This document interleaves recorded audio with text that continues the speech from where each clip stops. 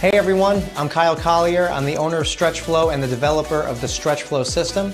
We're very excited to announce that we have partnered with Varsity Media to help the next generation of high school athletes to recover faster, perform better, and make more plays. Our StretchFlow system has been developed and tested over thousands of hours with real-world athletes. Our technique uses assisted stretch, soft tissue therapy, and targeted muscle recovery to provide a relaxing, stress-free experience that returns your body back to ideal function so you can stay on the field and win. We know sports are tough, so stay in peak performance and condition with StretchFlow. You can message us directly on Instagram at stretch_flow, or you can call us at 516-336-9627. But make sure you use the code VM-FLOW to receive your $49 introductory session.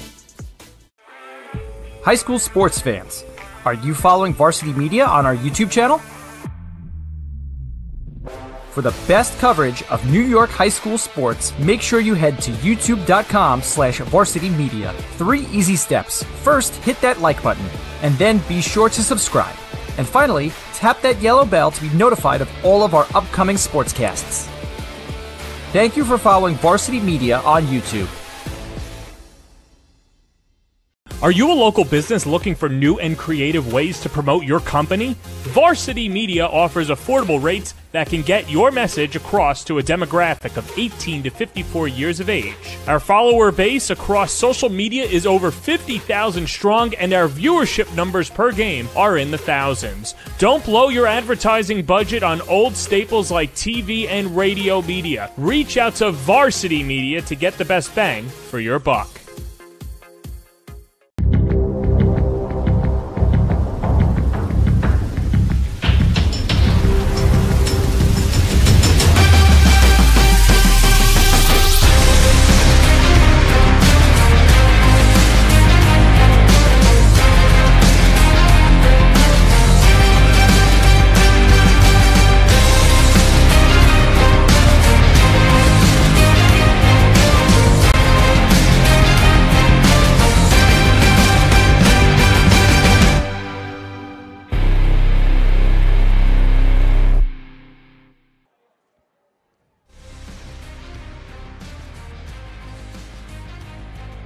From Cy Donnelly Field here in South Huntington, the Varsity Media Sports Network presents one of the games of the year in the Catholic High School Football League.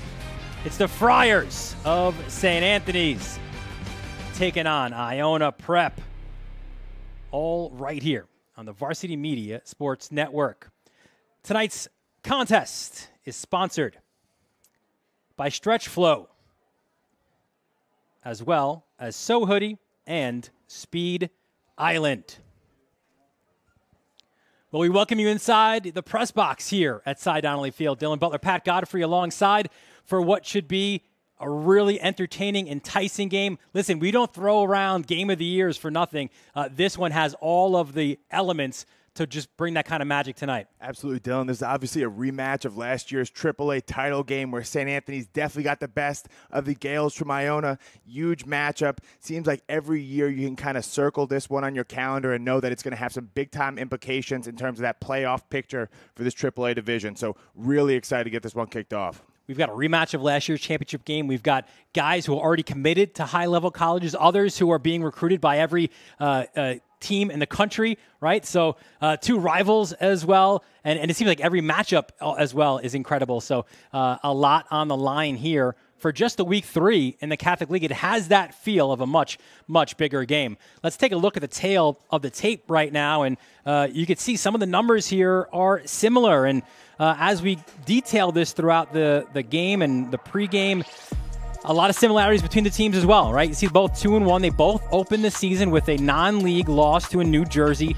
squad. Of course, it was St. Anthony's losing to Del Barton and Iona losing to Bergen Catholic.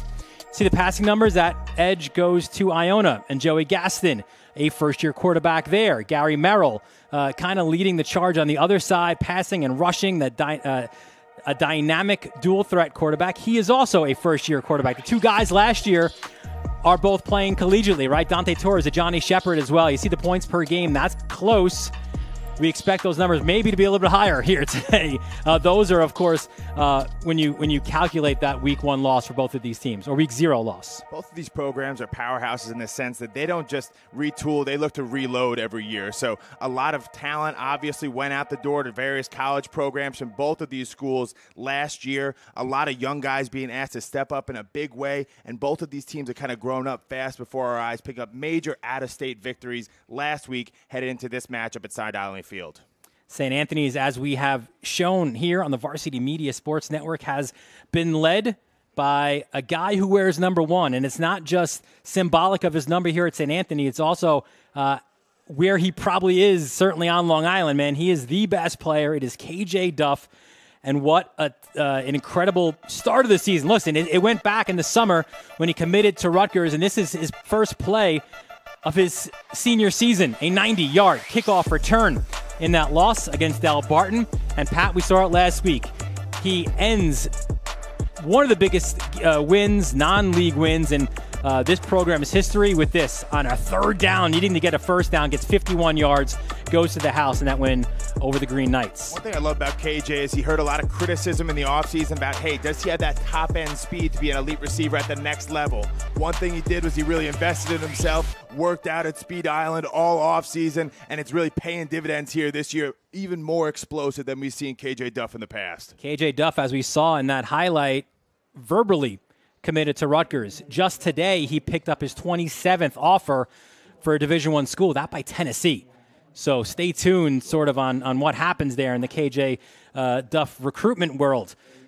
So KJ Duff is the best player on this island, but who has his own island? It's Teron Johnson, man, for Iona Prep. And will this be a matchup, a one-on-one? We're not quite sure, but look at the offers there as well, right? He could be a future Big Ten player as well.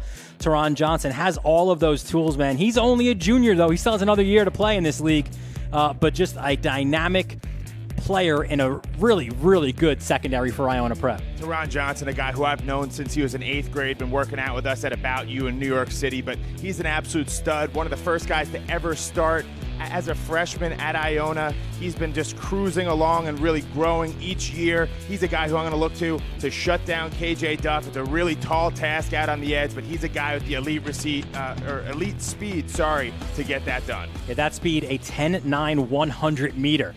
Ran 22 miles an hour at a combine, man. This guy has speed to burn. That was at the Elite 5 Showcase this summer. Yeah, fastest guy in all of New York City this year, so unbelievable. For Iona, as we detailed at the beginning, right, you lose last year in the championship game, and you lose some key players as well. Johnny Shepard now at Rutgers, probably the key among them. But if you're Iona and you're Joe Spagnuolo, you just retool. And this is a young team, which is fun for him. It's one of his youngest teams in a few years. They've been led by their seniors, as you see these guys walking down Rich Reichert Way now. But the Gales, man, they bounce back off of that tough Week 0 loss to Bergen, and they've won back-to-back games, including a big one this past weekend against Springfield Central, one of the best teams in the state of Massachusetts. Absolutely. Springfield Central, a team that is repeatedly in state title games up in Massachusetts. Iona made light work of them last week and being really led by that quarterback, Joey Gaston. He transferred in from St. Joseph's Regional, who we got the chance to see last week at Cy Donnelly Field, a guy with a ton of experience in the Big North, now in the Catholic League, and a guy who's going to have a big night tonight.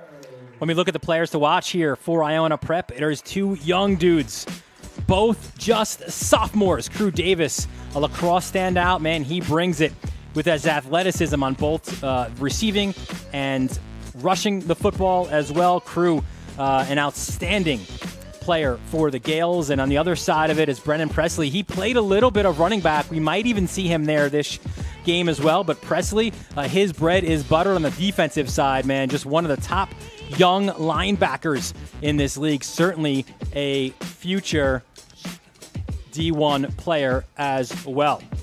We'll take a quick break as they get ready for the anthem and the prayer here, as well as the Gales are making their way. Hook it left, Iona. KJ Duff and the Friars of St. Anthony's, they are ready. Friday night lights. Let's get some burgers going. It's all right here live on the Varsity Media Sports Network.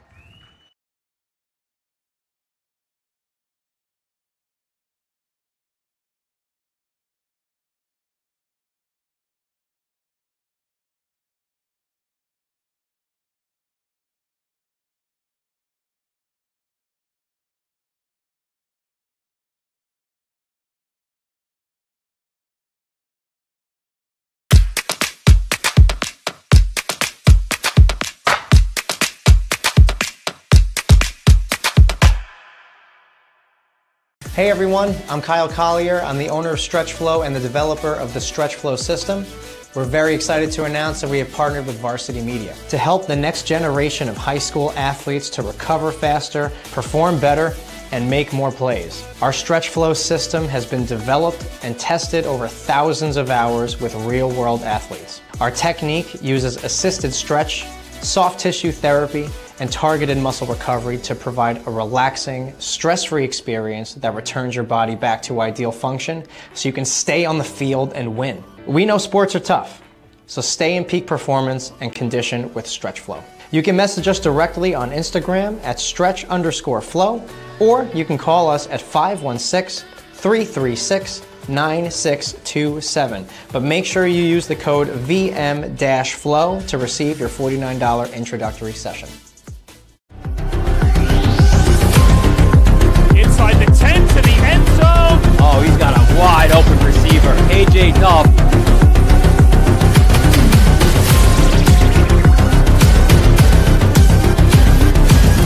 Get out of the way! Dante Torres! The end zone. Touchdown. 10-5 touchdown. Varsity Media is the most beloved high school sports network in New York. But don't take it from us. I like how Varsity Media, I'm able to watch the game on YouTube after, and then commentators, all the highlights. It's cool to see myself almost on TV. I like how Varsity Media is so professional. What I love about Varsity Media is hearing Coach Hungerford announce games. Mr. Rooney's my favorite. I like the food reviews. I love how my relatives from out of state can also watch the games. Varsity Media, New York's high school sports network.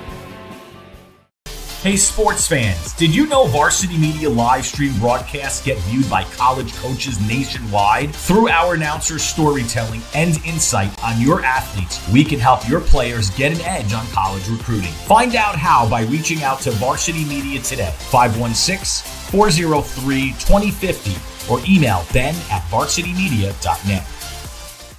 Hey mom and dad, how about a personalized hype video of your athlete produced by Varsity Media?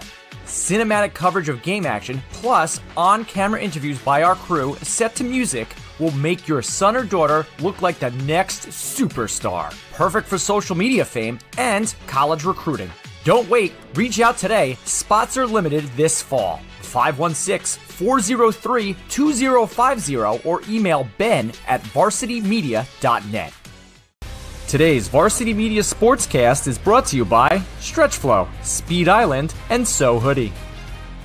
At the twilight's last gleaming, whose broad stripes and bright stars through the perilous fight, o'er the ramparts we watched, were so gallantly streaming, and the rocket's red glare, the bombs bursting in air, gave proof through the night that our flag was still there. Oh, say does that star-spangled banner yet wave o'er the land of the free and the home of the brave.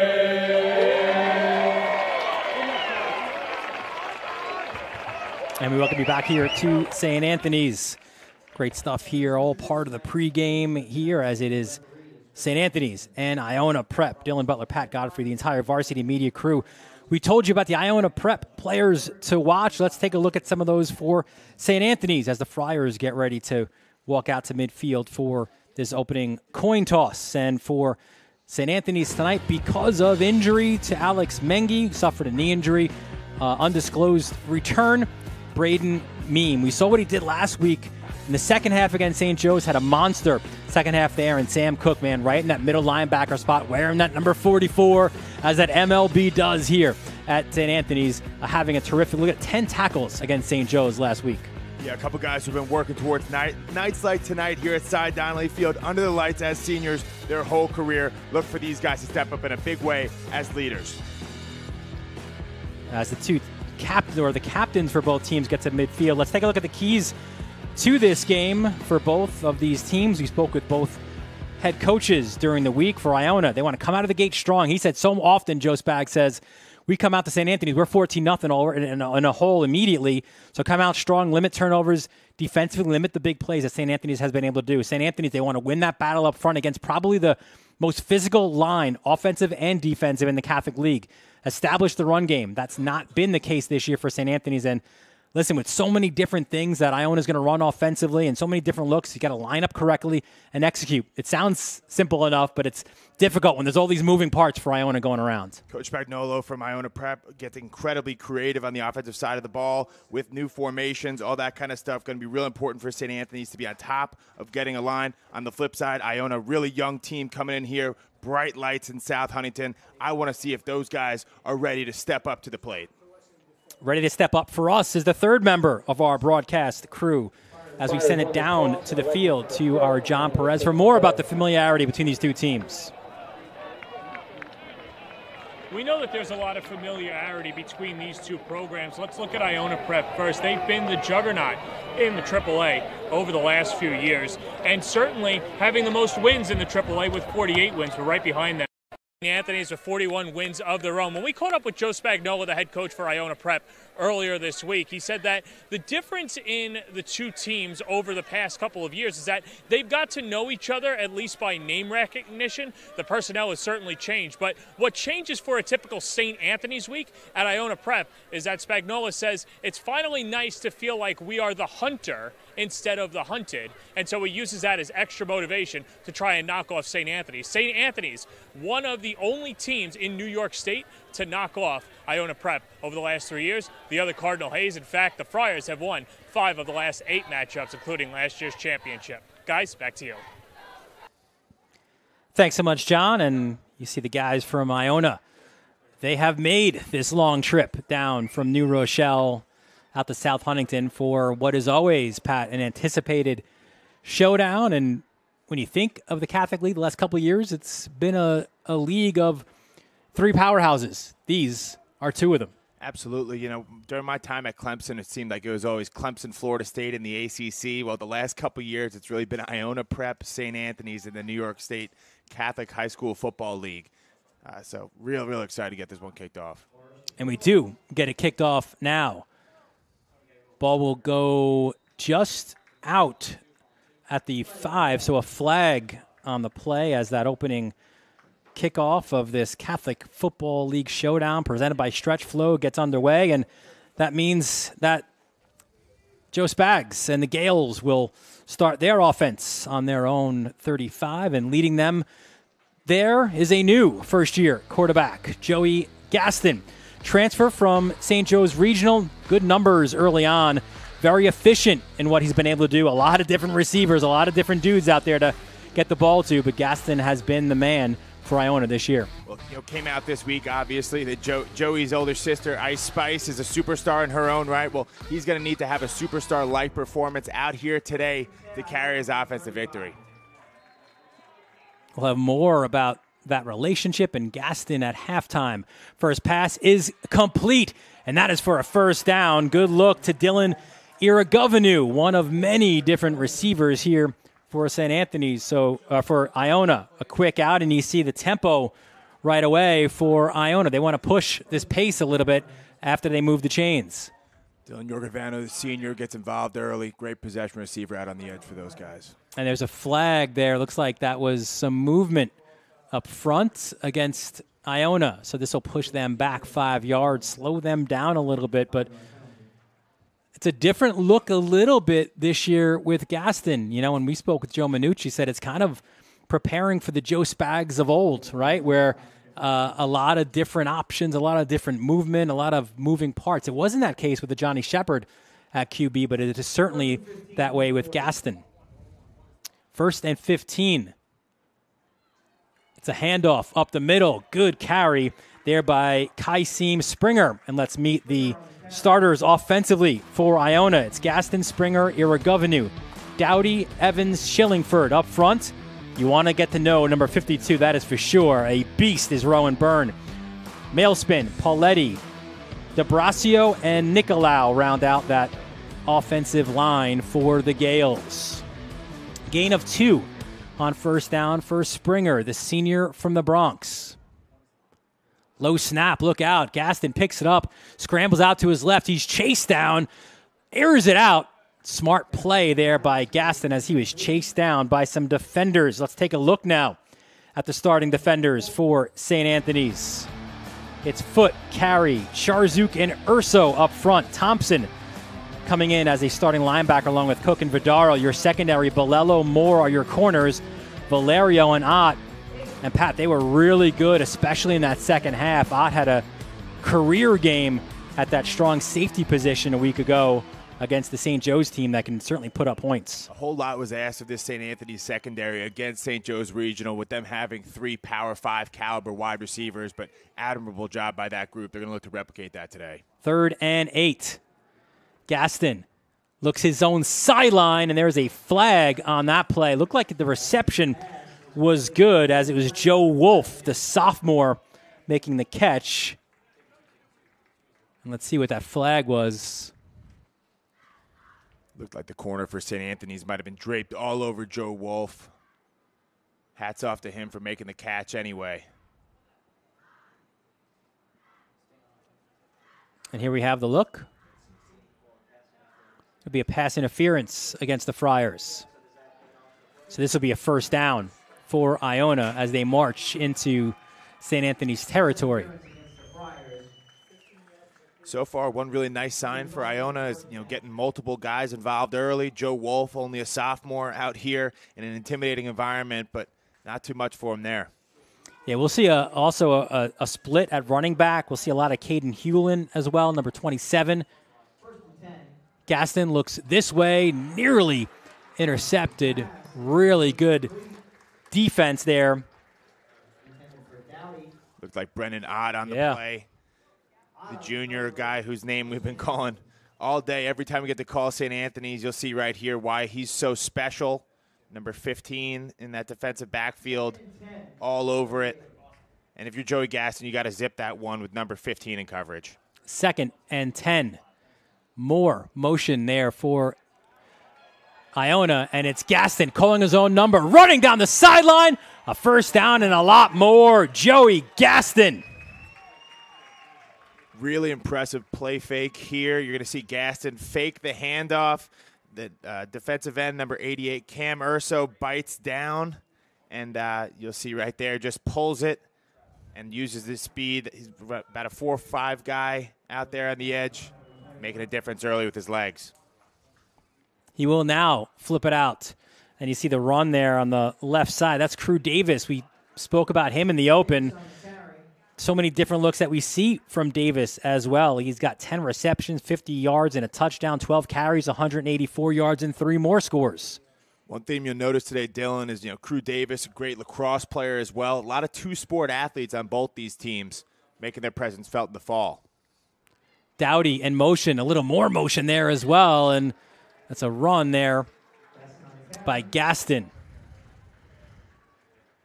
Chased down right there by big number 99, Preston Carey. I thought he might have had the best game of his career last week against St. Joe's Regional. And one thing that makes him so special is, at about 290 pounds, he flies around sideline to sideline. Great job by number 99. Carey he played angry last week, and that's what he's got to do, man. And I don't know if it was because it was a Jersey school or guys who are going to go next level at a pretty high level, but he took that one personally, it seemed like. A big play here, 3rd and 7.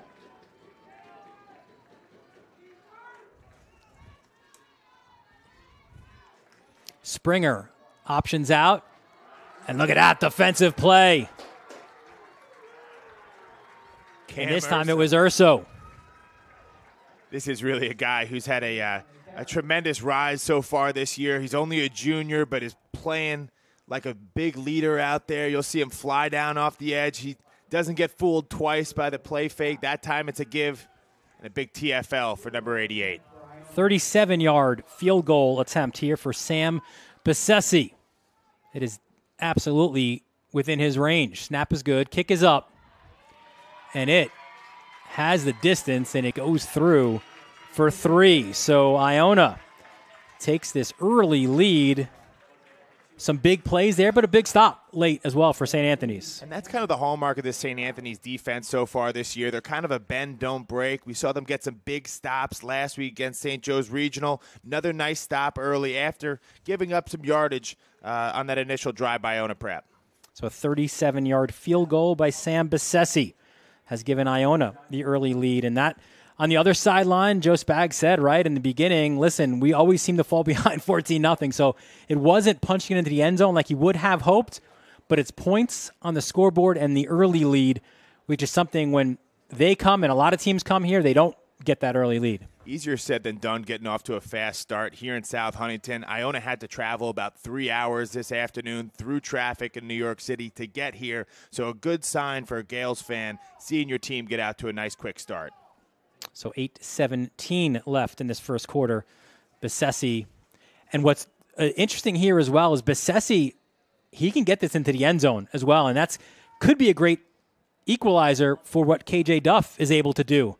Right, we've seen other teams kick it short. Well, he will kick it long, gets it all the way deep into the end zone for the touchback. And listen, you're not going to run it back 90 if you got to receive it 8 yards into your own end zone. One of the biggest stories for St. Anthony's this year has been at quarterback.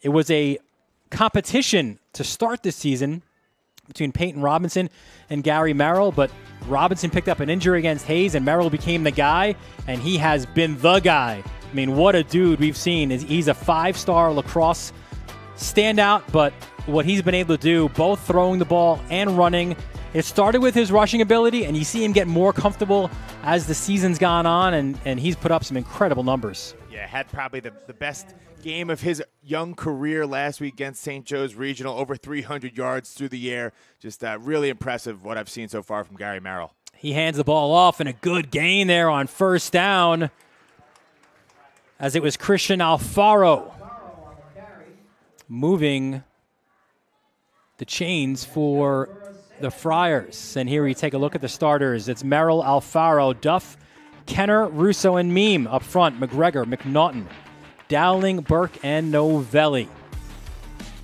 1st and 10 from the 30. Another handoff. And this time a big stop defensively for Iona. It looked like it was Victor Hutenot making the tackle. We take a look at the starting defense now for Iona. It's Morris, Lozen, and Hunter as part of that front three. It's the linebackers of McCauley, Presley, Hutenot, and Trulson. Your secondary, Codrington and Johnson are your corners. Davitt and Nartley at safeties. 2nd and 13. Merrill rolls out. Finds Duff.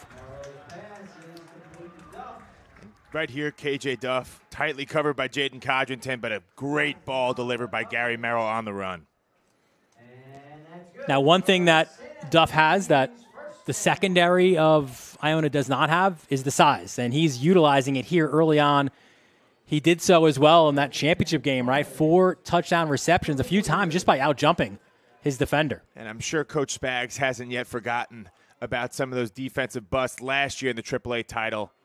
Going to have to clean that up because the defensive backfield should be a strong point for this Iona defense. How about Alfaro there, too? Bounces off the big dudes up front and still gets a couple of yards. I mean, that was some really good running there by the junior.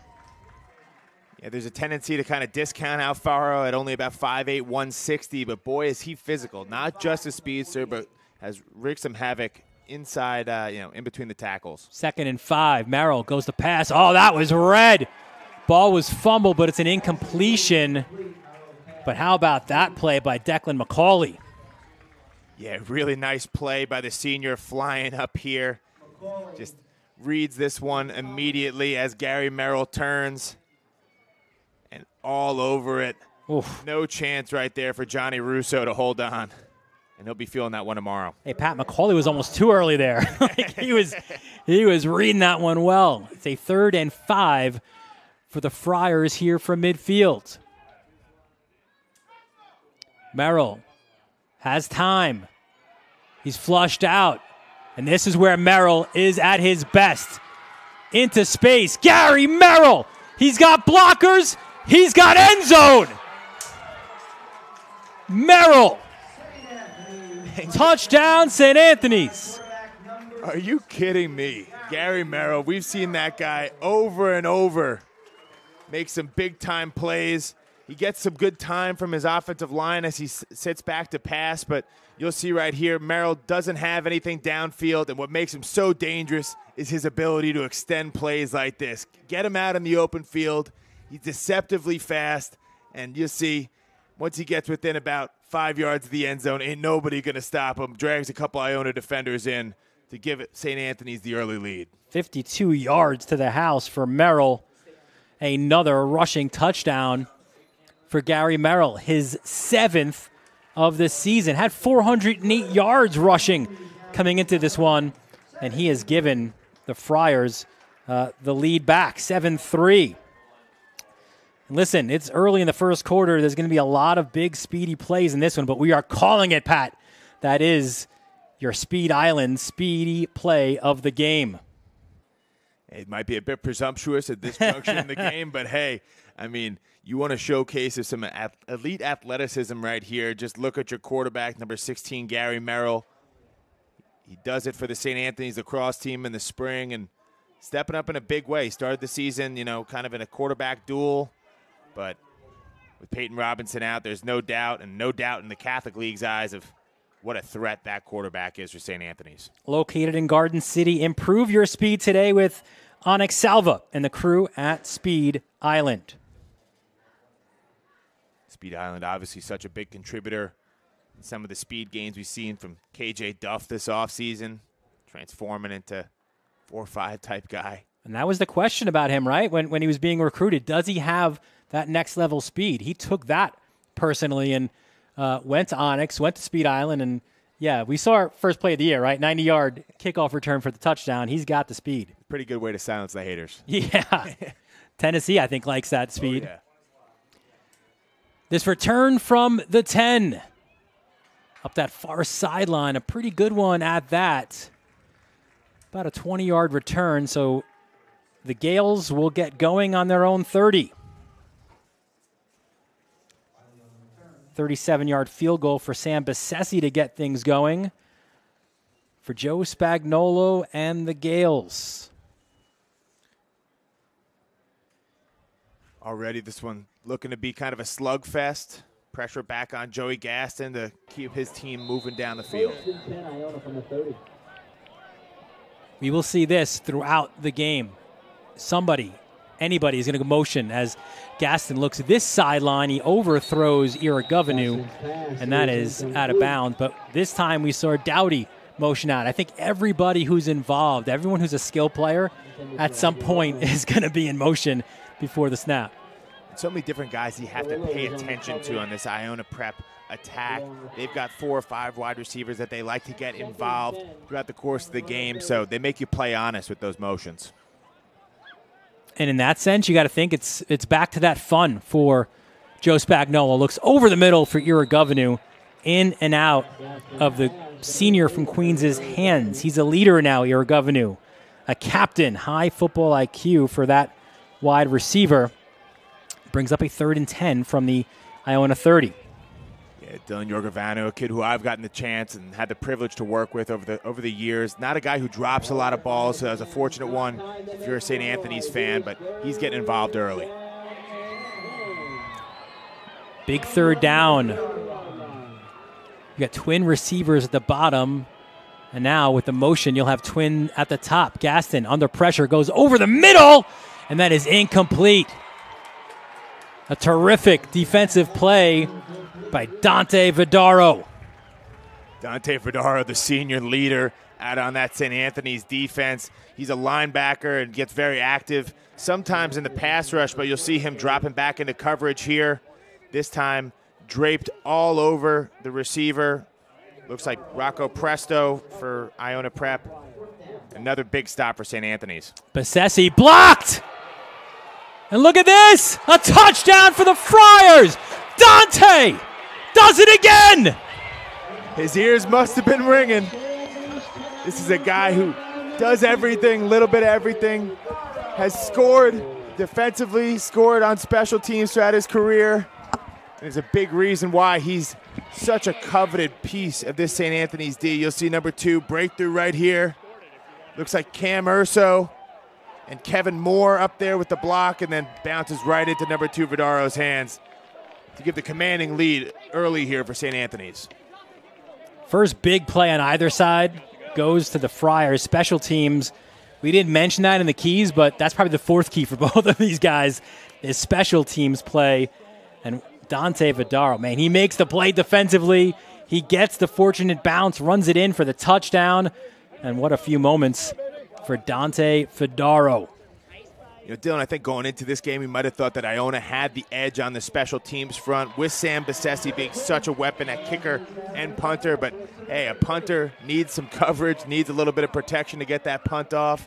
Right there, Moore and a host of St. Anthony's defenders make sure that doesn't happen.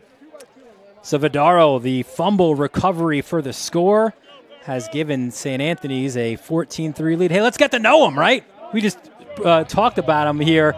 His game day playlist, as a Queens guy, respected. Shook Ones from Mobb Deep.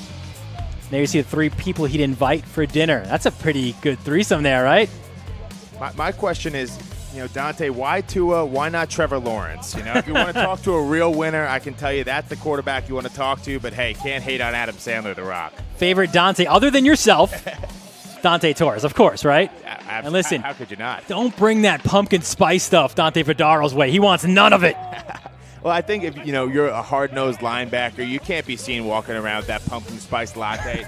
Now myself, a few years past your football days, that PSL tastes great this time of year. So, a little bit cooler in the air, right? Nice, crisp, almost autumn night. Plus, Joey's sister, Ice Spice, now doing a partnership with Dunkin' Donuts. So step on down to Dunkin' Donuts, get yourself a pumpkin spice latte. Hang on. They're not a sponsor just yet, all right? Let's not sing Dunkin's They got to work a little phrases. harder before they get those. That's right. That's right. Contact Ben at varsitymedia.net there for your sponsorships. So Iona, right? You take a 3-0 lead, and now you give up 14 points. Some issues with special teams there on blocking. So a little bit of early adversity for the Gales, a young Iona prep team. Yeah, this team is exactly where they didn't want to be in this first quarter. They wanted to make sure they got off to a quick start, but after some early success on offense, that's kind of been stymied. Look for Gaston to kind of right the ship here. A run, but nothing doing. Cam Urso, the TFL, as he snuffed Springer.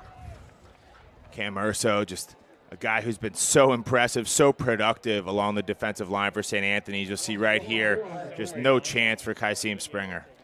When we spoke with Joe Minucci, asked them who are players who have really raised their level these first 3 weeks of the football season. It was Urso and Ott, and we've already seen both of them come up in big spots. Here's Dowdy trying to cut it inside.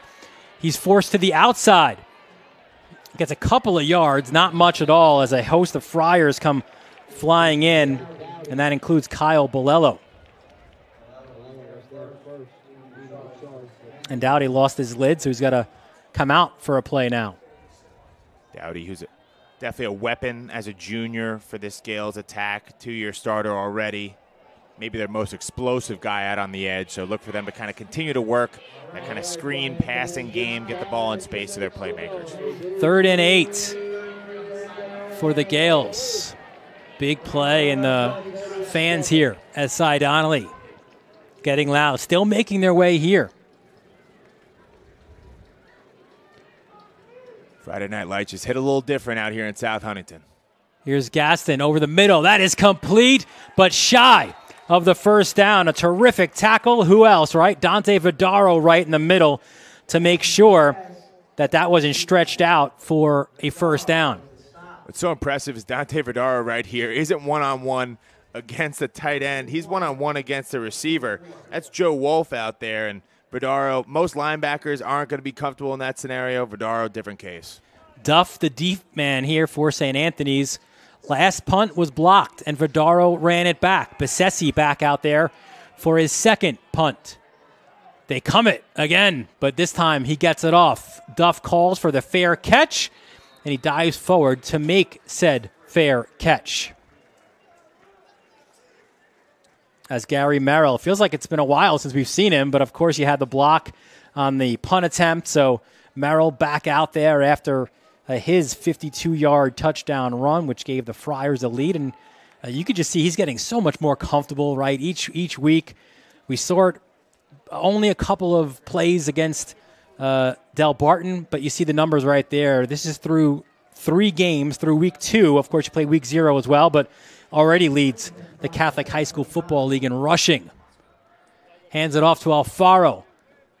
He breaks the first tackle, but the second one was not to be had. It'll be a loss as big number 72, Micah Hunter, makes the tackle.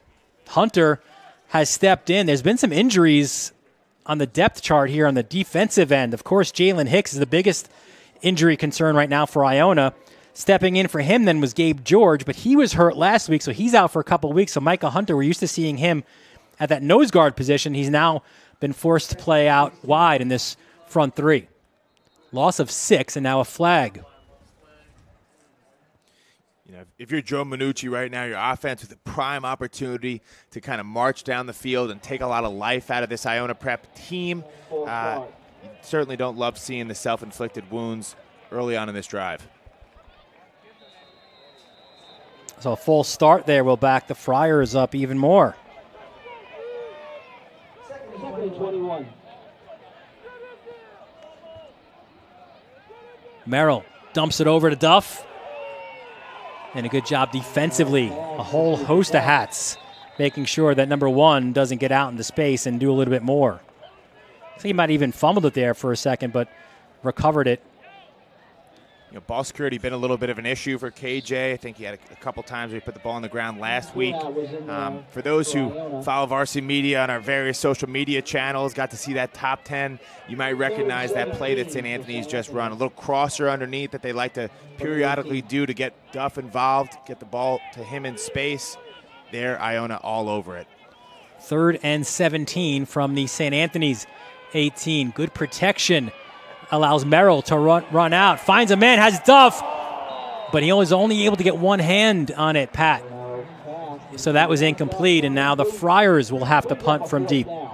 Excellent delivery here by Gary Merrill, rolling out to his right. Been really impressed with this kid's ability to not only run the ball, but keep his eyes downfield while he's buying time back there and deliver strikes on the run. This is actually a very well-delivered ball. KJ usually makes that play just a little bit beyond his fingertips, but I think if he got 2 hands up, might have had a shot at that one. Yeah, damn right. So the Friars, this punt will be from just outside their end zone, and looks like that got deflected, right? Looks like the Gales got a piece. Fortunate bounce in a sense, right, for St. Anthony's. The ball only goes out to their own 39. Not an absolute disaster here for St. Anthony's, more of a partial block, but you'll see a host of Iona defenders right there up in the face. Looks like a couple different guys. Mamadi Sangare, the freshman from the Bronx, getting involved early. He's a stud athlete for this Iona team. And prime opportunity here for Joe Gaston to try and kind of respond early here at Cy Donnelly Field. Yeah, big opportunity for him and great field position. Something that the Gales have not had yet, but they do have it now. Airs it out, jump ball, incomplete. Good battle for that one. It was Dowdy and Ott.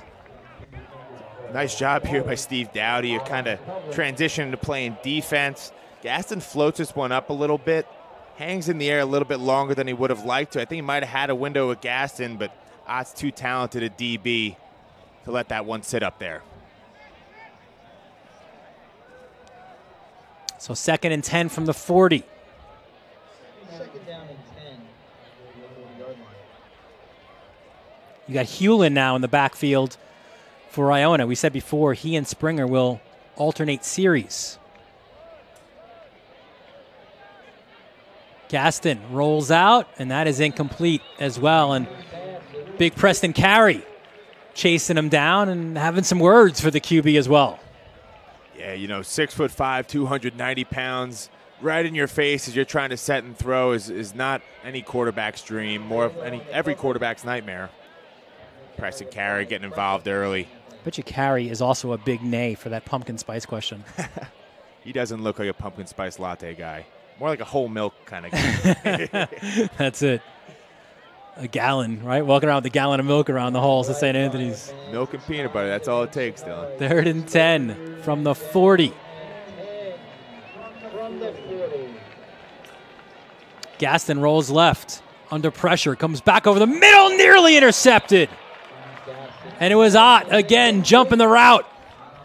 Well, seems like number 15 has been absolutely everywhere so far for the St. Anthony's D. But once again, right here, Brennan Ott just reading the eyes of the quarterback, Joey Gaston, stares down his receiver 1 second too long, and fortunate that that one wasn't taken the other way. So we're going to play field position here for Iona. They don't go for it at midfield. Instead, Bassesi is going to try to pin the Friars deep. Look for those punt protectors to step up a little bit. They do just that. Bassesi gets it off. It bounces, but takes more of a St. Anthony's bounce a little bit, but rolls back toward the 10-yard line. So long field here for St. Anthony's on this possession. 1:30 left in this first quarter. And it's the Friars with 14 consecutive points leading it 14-3. St. Anthony's has to be happy with the way that they've come out the gate early on in this game. Defense looks to be settled in, kind of carrying some of that positive momentum from last week's win against St. Joe's Regional. And then Gary Merrill picking up right where he left off on the ground, doing some big things early. So 1st and 10 for the Friars from their own 11. And there you see Merrill. When he's not here, he's going on visits to like Duke and Maryland and all these major. Notre Dame, I think he's got on this list as well. Hands off, nothing doing there. He goes sideline to sideline, and big 25, Brennan Presley eats him up. Presley, only a sophomore, guy who gets really involved. You got to see him a little bit at running back last year, but making the switch over to the defensive side of the ball, and as you can see, already doing some big things, fumble recovery, interception thus far in this early season. An instinctual football player, Presley is. Loss of 6 on that play. Look out, Merrill from his own end zone. Looks sideline, and that is complete. What a grab. Look like number 81 for St. Anthony's, Anthony Kenner. Yeah. And Kenner's the guy who steps into a starting role with Mengi's injury. Look at it again. As I mentioned earlier, you know, St. Anthony's just looks to reload whenever they have any adversity come their way. Kenner stepping up for Alex Mengi and doing his thing right there. Merrill gets put in the spin cycle on the first down run. Alex Trulson with the tackle there, the senior, who's a bit of an undersized guy, but he's absolutely tough as nails, understands the scheme so well at Iona, kind of a linchpin for that defense.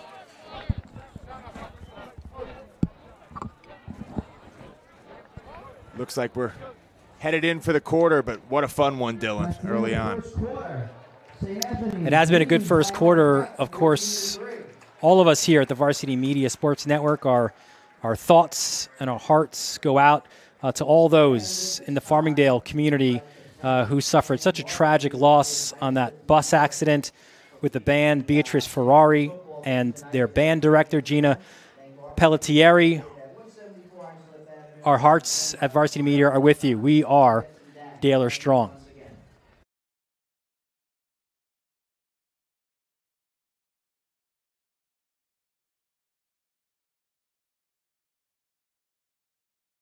This is Solomon Thomas with the New York Jets, and you're watching Varsity Media.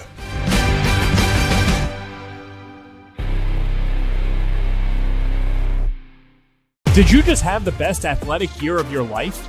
And now you want to show it off to college coaches? Well, let Varsity Media help you. Varsity Media's college recruiting videos show off your unique skills to help you land a spot on the team of your dream school. We'll provide music, spot shadow effects, and a link to send to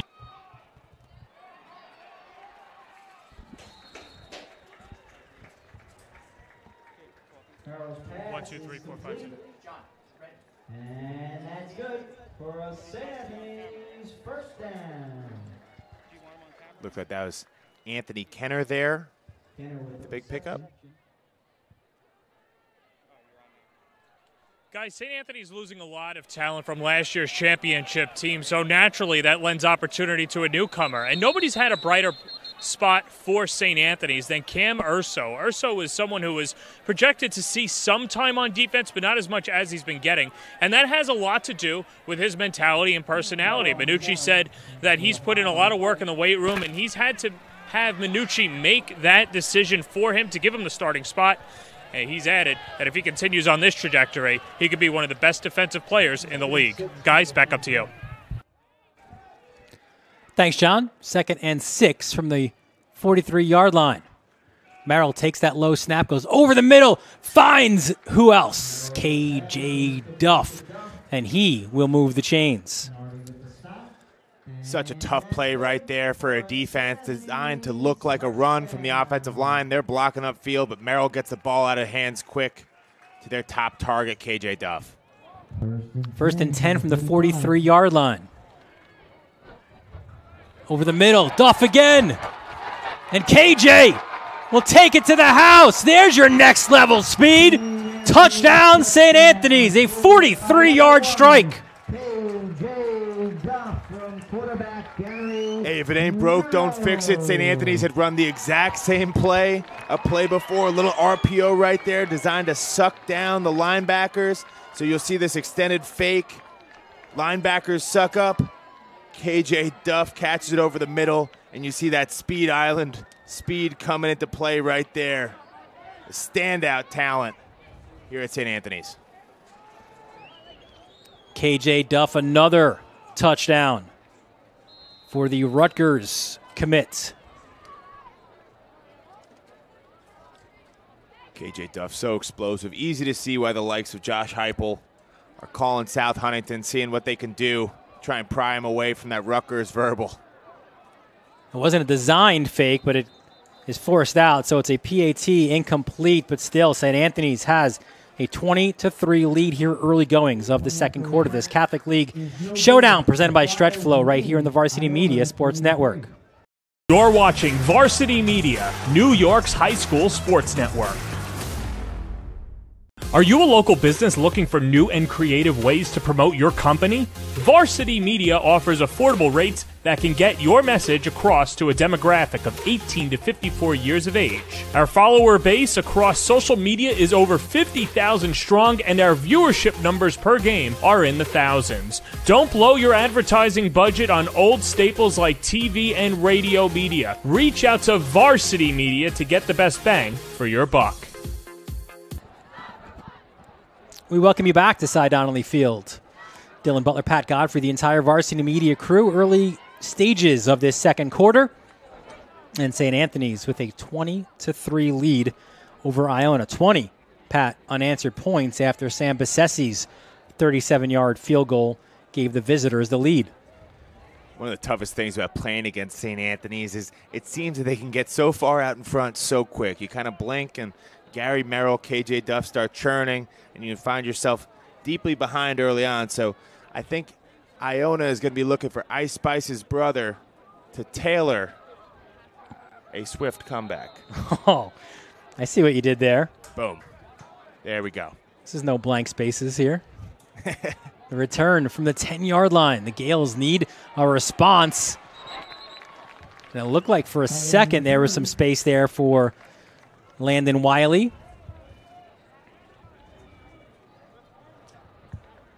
So Iona with another opportunity here. Pretty good field position at the 34. Try and right the ship a little bit.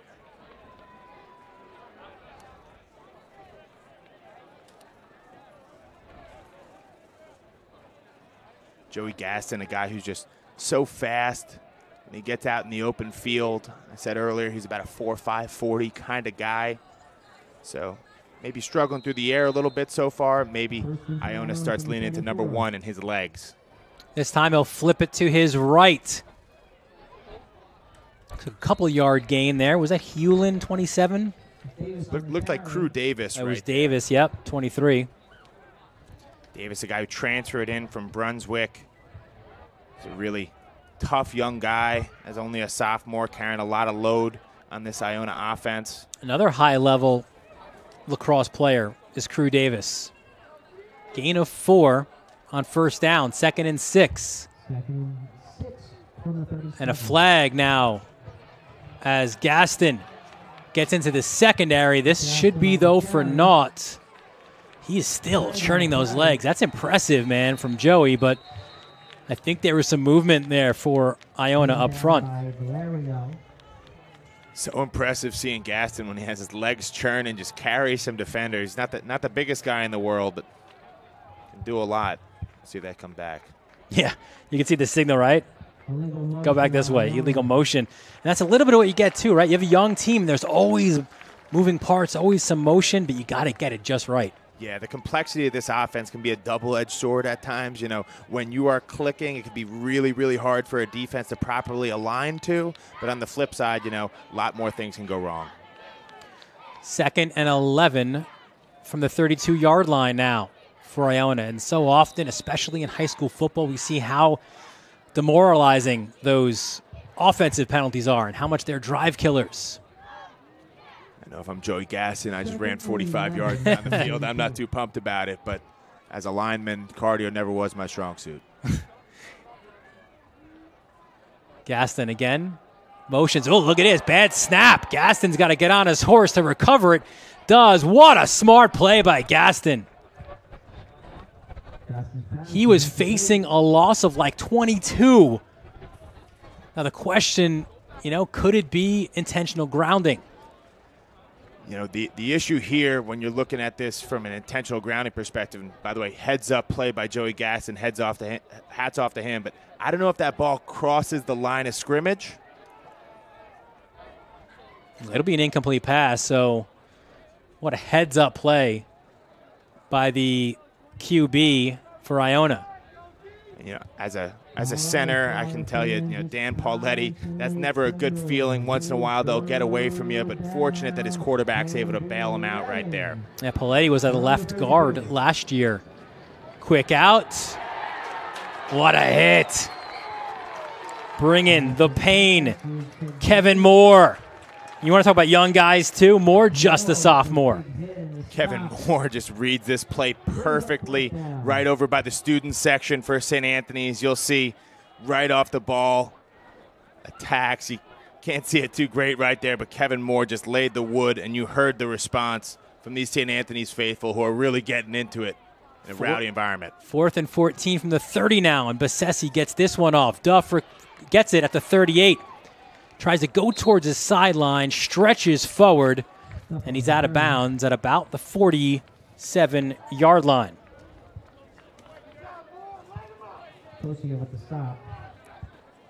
And there you see tonight what KJ has been able to do. Hey, Dylan, we've been really lucky to get the chance to call KJ Duff's games going back to his sophomore year, and it seems like just every time you come to Cy Donnelly Field, you get to see just a show from number one. It's gonna be tough getting used to this guy not being around next year, but boy, really excited to see what the future holds for a guy who I think could dominate in any conference at the next level. The first ever freshman to play varsity football at St. Anthony's. Preston Carey followed suit. And you got to be special to do that. That is for sure. Alfaro to the outside, gets those legs churning, and he gets pulled down at about the 46-yard line. One thing that Gary Merrill does is, you know, by virtue of being so talented with his legs, he really opens things up for his running backs when he does decide to make that give. And Alfaro, the beneficiary there, making the most of it. Handoff comes this way, and Alfaro cuts it inside. Late flag is thrown. So he would have moved the chains, but we're going to hold those chains there, and maybe hold is the perfect word to use there. It'll be an offensive holding penalty. St. Anthony so far not getting a ton of resistance from this Iona defense, but more so the self-inflicted wounds kind of holding them up when they have been stopped. And again, it is an Iona defense missing maybe the league's best defensive player in Jalen Hicks. The senior bound from Minnesota suffered a foot injury late in that week 0 loss, that Bergen Catholic, has about 2 to 4 weeks left, and Joe Spagnuolo says he anticipates he'll be back for either Kellenberg or Moore the last 2 regular season games. And then obviously for the biggest games of the year, Hicks will be there on that defensive end spot. Yeah, Jalen Hicks, former Harlem Jet and Minnesota commit, a guy that PJ Fleck is really excited about. Coach Spags thinks could be in the NFL in a few years, so definitely hurts missing a linchpin of your D like that. Faked handoff, low pass. Did KJ even catch that? Wow. Are you kidding me? Merrill's pass was complete to Duff. Sometimes the special guys make the incredible look routine, and this is just an instance of that from KJ Duff. Reaches down, one-handed, snags it right off the carpet. And, hey, that's why he's top recruit in New York State. Sangare's like, what was I supposed to do there? Here comes Merrill. And he will move those chains. One thing we kind of witnessed last week with Gary Merrill is just his uncanny ability to find the soft spot in the defense, especially in those 3rd and 4th and short type of scenarios. Really, really hard to stop an offense when they can get 3 yards when they need it, and Gary Merrill delivers just that. 1st and 10 from the 37-yard line. Merrill goes to the sideline, getting the call. You got trips right. Merrill goes the other way, cuts it inside, now bounces it out. And he gets pulled down at about the 30. Running behind the big left side of that line for St. Anthony's, Matthew McGregor at left tackle and Ryan McNaughton. A couple of guys bringing a lot of beef, some scrappy dudes clearing open holes. And we saw in that week 0 loss, the O-line didn't give maybe enough protection. And listen, Joe Minucci said it, right, plainly. We need better play from our O-line. Well, they've brought it the last 3 weeks. The whole group has stepped up majorly. And then the defense, as Alfaro pushes forward, was then put to task after giving up 51 points to Cardinal Hayes. And they've responded as well. As Alfaro will move the chains. This defense, or forgive me, this offense, just so hard to stop. Once they get into a little bit of a rhythm, there's so many different guys that you have to account for, whether it be Duff out on the edge, Merrill with his legs, or Alfaro. Kind of causing some chaos right now for Iona Prep. 1st and 10 from the 27. Merrill fakes the handoff, now rolls it right, tucks it under, cuts it outside, gets a block upfield from Duff, breaks a few more tackles before he's finally forced out of bounds. You see Gary kind of jawing a little bit as he steps out on the sideline right by Duke lacrosse coach John Danowski. He's trying to put on a show. Honestly, if he keeps playing like this, I'm sure Duke football coach Mike Elko will be at Cy Donnelly Field sometime soon. But, boy, that footwork just making people look silly as he stays on his feet and dances out of bounds. Listen, Danowski's a Long Island guy, so he knows his way to Cy Donnelly Field. That is for sure. You didn't need the GPS to get to Wolf Hill Road. 1st and 10 from the 13-yard line. Alfaro gets the handoff, breaks the first tackle, and he's pulled down inside the 10. That was a big miss that he had to break, man. Zakar Morris at 6'2", 280, number 0 for Iona, but Alfaro found his way there. Yeah, Zakar Morris, we were talking to Coach Spags going into this week. As you look at John Danowski, the famed lacrosse coach at Duke, standing next to his son as well, who's a fantastic player. How about lacrosse royalty? And now he's talking to the royalty here at St. Anthony's, Rich Reichert as well. What a great shot there of Danowski and Reichert, just legends in their games. Hard to appreciate how much winning is encapsulated within that shot right there. But, yeah, you mentioned it. St. Anthony's obviously one of the top lacrosse powerhouses in the entire country. Danowski spent a lot of time here. But I think we're seeing the tide kind of turn on the football side. Long Island, no longer just a lacrosse area. St. Anthony's really paving the way and showing on a national scale the kind of football that's played out here. Want to follow us there? You see the QR code top left of your screen. It's at Varsity Media on Instagram, Facebook, and Twitter as well. And that's one thing that Joe Spagnuolo in our conversation said. He loved that Merrill was a high-level lacrosse player playing fall football, man, just getting out there and getting it done and not afraid to play football. He said that was important. he said he's starting to get those guys as well. A lot of good lacrosse players in Iona, but like the Crew Davis type. As this one goes end zone, a lot of pushing there, but incomplete. Duff was the target, and it looks like it was Johnson defending him. So that was that matchup we were talking about. Yeah, this is a couple guys with Power 5 offers out there. Teron Johnson just uses the sideline as his friend, that extra defender right there, and just doesn't give KJ Duff any room to make the catch. We showed you at the start, Teron Johnson offers from Duke, BC, Minnesota, Syracuse. Teron's a guy who I was part of a group that brought him down to Clemson when he was just an 8th grader, and he actually had a standout camp down there those years ago. So really great to see the continued development of such a stud out on the edge. Alfaro the carry. Decision time here for the Friars. You can get a first down, but they will bring out the field goal team. It looks like it'll be Daniel Vannersdale, the senior kicker, coming out for St. Anthony's. This will be a 25-yard attempt.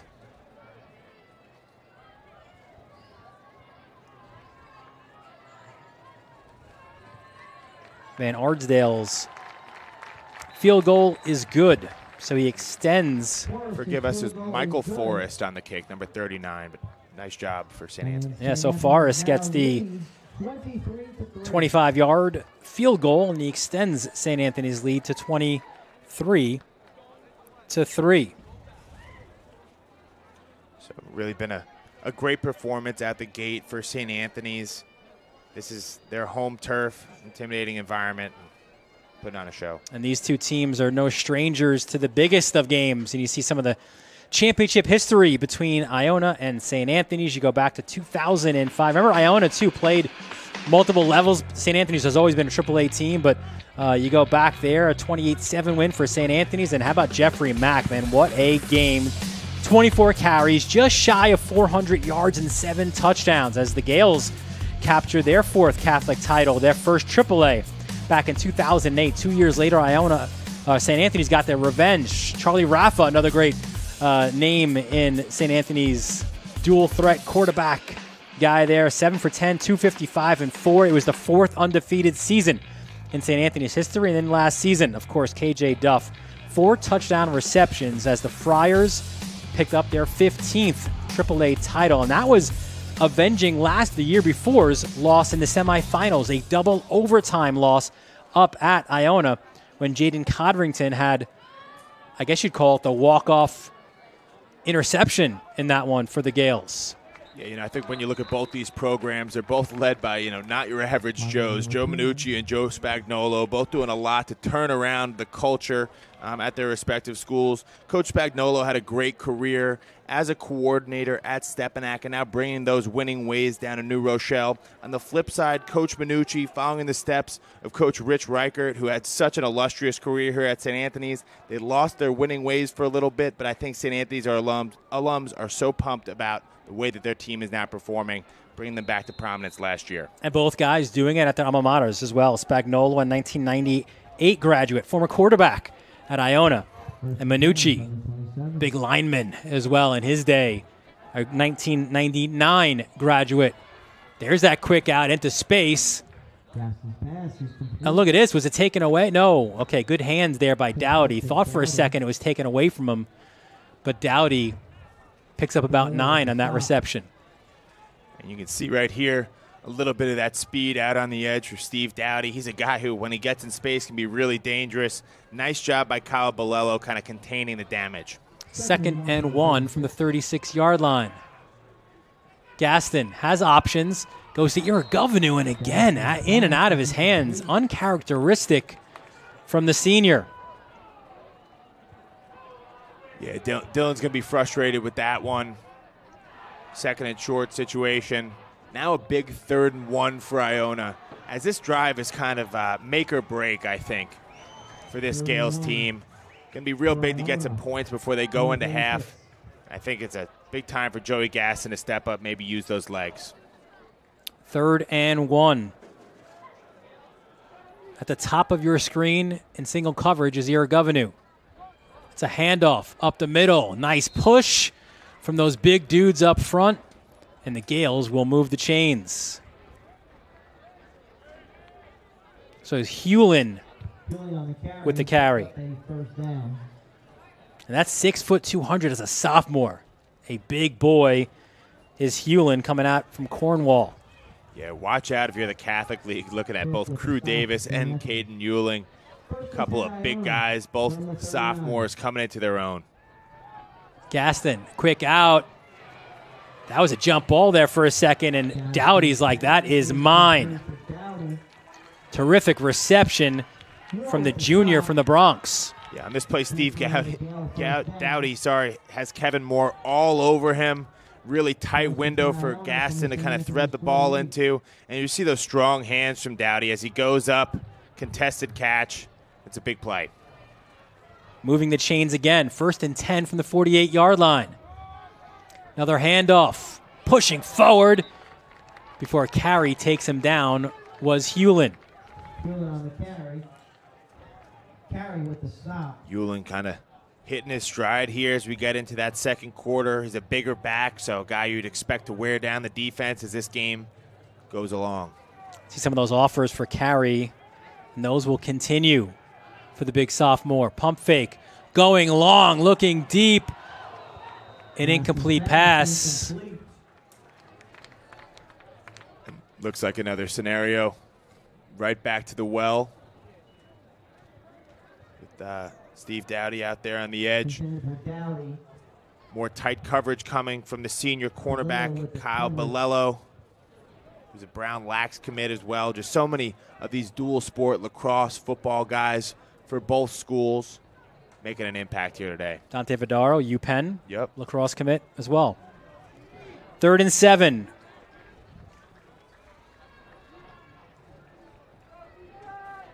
Gaston. Motions Hewlin out, fakes the handoff, takes it himself, breaks a couple tackles, spins, and he's taken down at the 40, which is shy of the first down. They do here, a little unconventional as they pull their tackle, Rowan Byrne, have him go right up the middle and just have Dowdy follow. Byrne, a guy who's got 15 offers, including Michigan, Notre Dame, Ohio State. So look for them to run the ball back behind number 52 again on this 4th and 2. Here we go, 4th and 2 for Iona. Gaston, maybe some cadence here as well, right? He'll come up right behind his center, Dan Poletti. Looks towards Spagnuolo, now backs up. Motion, Gaston has a man, and it's Iragavanu for the first down. Gaston's been looking to get the ball to Dylan Iragavanu all day long. Here you see the senior number 7 step up in a big way to move the chains over the middle. He's a guy who's been so reliable throughout his career, 3-year varsity player at Iona. He makes his way to New Rochelle from Middle Village every day. Handoff up the middle, trying to push forward. It was Hewlin again, and it's like the Gales will call a timeout with 1:16 left in this first half. At halftime, Jared Veluzzi speaks with Joey Gaston, and we'll also have our Varsity Media Top 10 halftime stats and so much more. Stick around here at halftime for all of that. You know, Dylan, looking at this right here, looks kind of like a critical juncture in this first half for Iona Prep. An opportunity to drive the ball down, bring it within 2 scores going into the half, get a little bit of positive momentum going for this team. See Spagnuolo speaking to his young guys, and you're right. You know, because they did get the ball, right, coming out as well. So they love to get something here just to punch it in, get some points on the board, get feeling good about yourselves going into halftime. No doubt. You'll see that big offensive line for Iona Prep. And there you see Joe Minucci looking to get some stops. Our upcoming broadcast schedule will be right down Wolf Hill Road. just on the other side of the northern state as Hills West and Sayville. It'll be a little bit wetter tomorrow afternoon. Bayshore, Connecticut Friday, St. Anthony, Chaminade next Saturday. We've got Wantagh, Southside, Chaminade, Kellenberg, Malvern, and North Shore. All right here on the Varsity Media Sports Network. 2nd and 7. Gaston over the middle. That's complete to Dowdy. What a job, man, just to pull that ball down.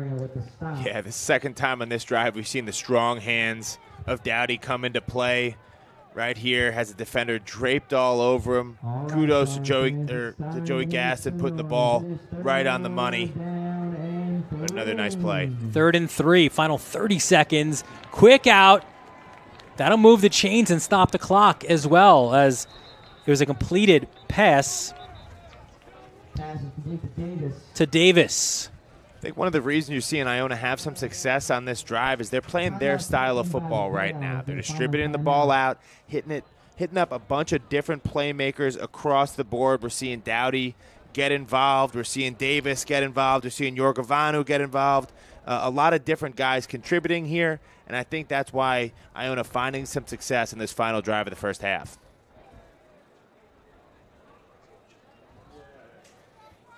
So we mentioned the last time these two teams met, a little bit chillier out there at Mitchell Athletic Field, but it was a AAA championship. We had this one for you, and what a show that Dante Torres and KJ Duff put on.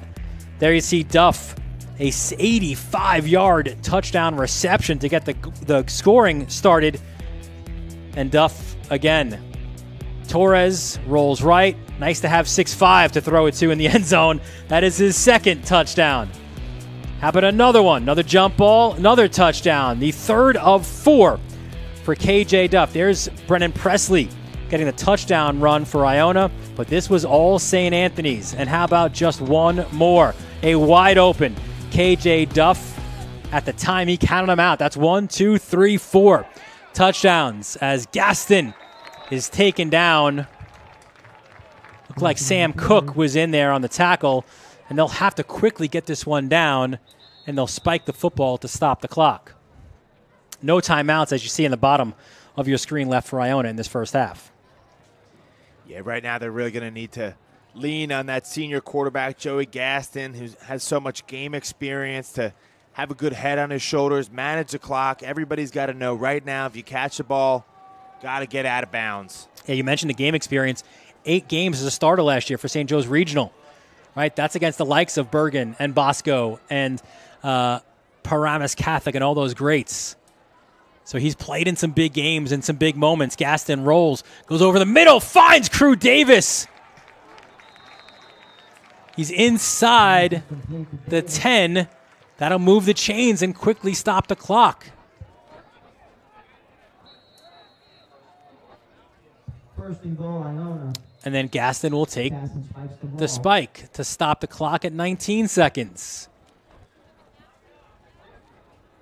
So you got to assume any play is going to target the end zone from here on out. You certainly don't want anything that's going to be short, but got 3 downs right here to gain 8 yards and kind of change the tone a little bit going into the locker room at halftime if you're an Iona Prep Gale. And Gaston, after maybe some early struggles, he's starting to feel it a little bit, right? He's gotten to a nice rhythm in that position. A 2nd and goal from the 8-yard line.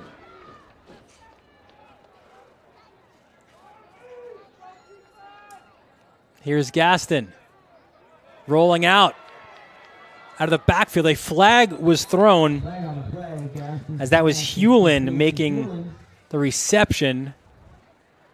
This could be a big one against Iona. I'll blow this one dead. False start. Against the Gales. And that'll back up the Gales 5 more yards. Has to be so frustrating here. You're finally getting into a good rhythm on the offensive side of the ball. And instead of goal to go from the 8, goal to go from the 13. A little bit of a taller order from Joey Gaston. Now the clock winds. We're inside 10 seconds. Gaston rolls out right as Hewlin as a blocker looks towards the end zone, and that's an incomplete pass. I thought there might have been another second left, and they're going to, I think, hold the teams. No, they're going to call it here. It looks like at halftime. I thought there was still some time left. The Friars are making their way to the... You see that St. Anthony's coaching staff making sure there's not too much time for deliberation as to whether or not the half is over. Joe Minucci rushing his team off the field and into the locker room. He'll happily take this 20-point lead with him. And they'll have a conversation. I thought it was like a 0.9 or so, or a second. I don't know if Spagnola's going to win this argument. And you're right. Smart play there by the Friars. Just get out of Dodge. Yeah, Coach Spagnola not happy at all. Felt like he had at least a second or two. And when you're where you are in the field, that's huge. Because you can get that last playoff. You can go end zone again. One more look, and he's not going to win that argument. I mean, it's also a team with a Division I caliber kicker who, if you have 1 second left on the game clock, you can easily get 3 right there. And you can see Coach Spags just losing it right now with this officiating crew. I mean, I think he's right in that. Again, I looked up the clock, and it kept kind of going there. But, again, without instant replay in high school football, he's not going to win this argument. Yeah, sometimes there's a degree of home cooking when you're coming out to South Huntington. It's not an easy place to win for a variety of reasons. And right here, it's unfortunate how the cookie crumbles. We'll send it down to the field now where our John Perez has Joe Minucci. Joe, what'd you see out of the defense on the last drive to stop Iona? We just, played to the situation. We knew they were running out of time and running out of timeout, so we just had to, hold up on the edge and, make sure that we kept them out of the end zone. You've kept, or at least for Merrill, he's been able to move around, but the protection up front's been pretty solid. What have you thought about your front four? Yeah, Iona was very talented up front, so all week long we're just trying to get better on the offensive line, and, they're doing a good job so far in the first half. They got to come out and keep it going in the second. All right, thanks, Joe. You got it. Thanks, guys. Guys, back. Thanks, John. And we appreciate it from Joe as well, a few minutes as well. Halftime here at St. Anthony's, and it's the Friars with a 23-3 lead. 23 unanswered points for the Friars. You're watching this Catholic High School Football League Showdown presented by Stretch Flow right here on the Varsity Media Sports Network. You're watching the Varsity Media Sports Network, the home for New York high school sports. Hey everyone, I'm Kyle Collier. I'm the owner of Stretch Flow and the developer of the Stretch Flow system. We're very excited to announce that we have partnered with Varsity Media to help the next generation of high school athletes to recover faster, perform better, and make more plays. Our Stretch Flow system has been developed and tested over thousands of hours with real-world athletes. Our technique uses assisted stretch, soft tissue therapy, and targeted muscle recovery to provide a relaxing, stress-free experience that returns your body back to ideal function so you can stay on the field and win. We know sports are tough, so stay in peak performance and condition with Stretch Flow. You can message us directly on Instagram at stretch_flow, or you can call us at 516-336-9627. But make sure you use the code VM-FLOW to receive your $49 introductory session. Inside the 10 to the end zone. Oh, he's got a wide open receiver. A.J. Duff.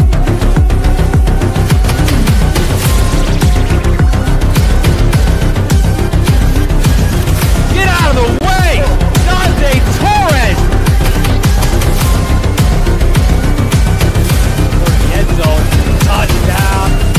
10-5 touchdown. When it comes to advertising, are you hitting the right audience? Why waste your time with television or a free print publication that's given out at a local deli? Varsity Media has your back.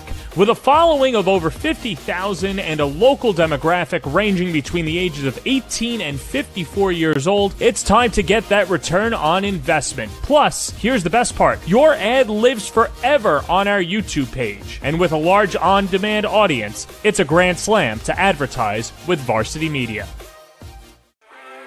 High school sports fans, are you following Varsity Media on our YouTube channel? For the best coverage of New York high school sports, make sure you head to youtube.com/varsitymedia. 3 easy steps. First, hit that like button. and then be sure to subscribe. And finally, tap that yellow bell to be notified of all of our upcoming sportscasts. Thank you for following Varsity Media on YouTube. Hey Mom and Dad, how about a personalized hype video of your athlete produced by Varsity Media? Cinematic coverage of game action, plus on-camera interviews by our crew set to music will make your son or daughter look like the next superstar. Perfect for social media fame and college recruiting. Don't wait, reach out today. Spots are limited this fall. 516-403-2050 or email ben@varsitymedia.net. Did you just have the best athletic year of your life? And now you want to show it off to college coaches? Well, let Varsity Media help you. Varsity Media's college recruiting videos show off your unique skills to help you land a spot on the team of your dream school. We'll provide music, spot shadow effects, and a link to send to your next coach. Contact us today for more information. Don't rely on word of mouth or cold emails. Let Varsity Media help you take your game to the next level. Feel like your game film is too stagnant and not providing you with the insight that your coaches had hoped for? Varsity Media offers game film to help your coaches develop a game plan to execute on game day. Our current clients love the Varsity Media difference, which includes more insightful camera angles and a speedy upload process. Start building your championship team today with award-winning individuals at Varsity Media. Welcome back here at Cy Donnelly Field. It's halftime, and it's St. Anthony's with a 23-3 lead over Iona. Dylan Butler, Pat Godfrey, the entire Varsity Media crew here. Friday Night Lights here in South Huntington.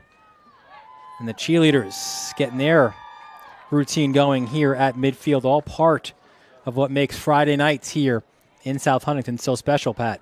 Absolutely. It's hard to find an environment better than this on the Northeast for high school football on a Friday night. Always a lot of fun when we're out here, except sometimes for the visiting team.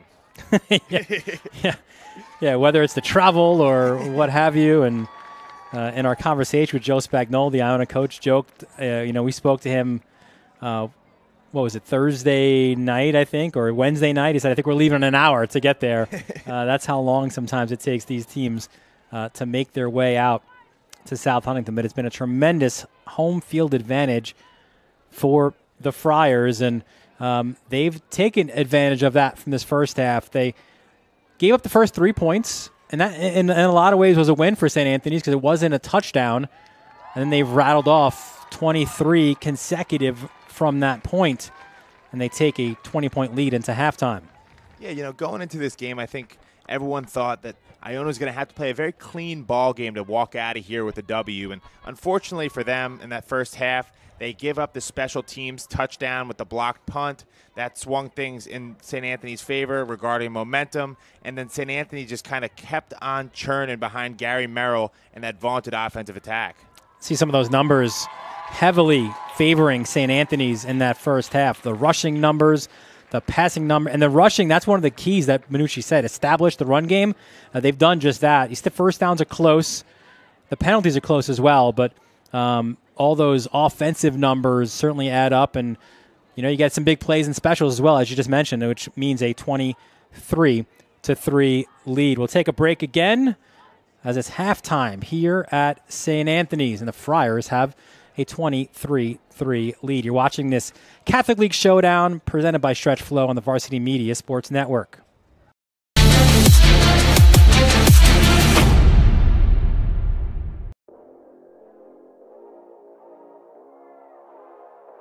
Hello, everybody. I'm Jared Veluzzi, and joined alongside me, Joey Gaston, quarterback out of Iona Prep.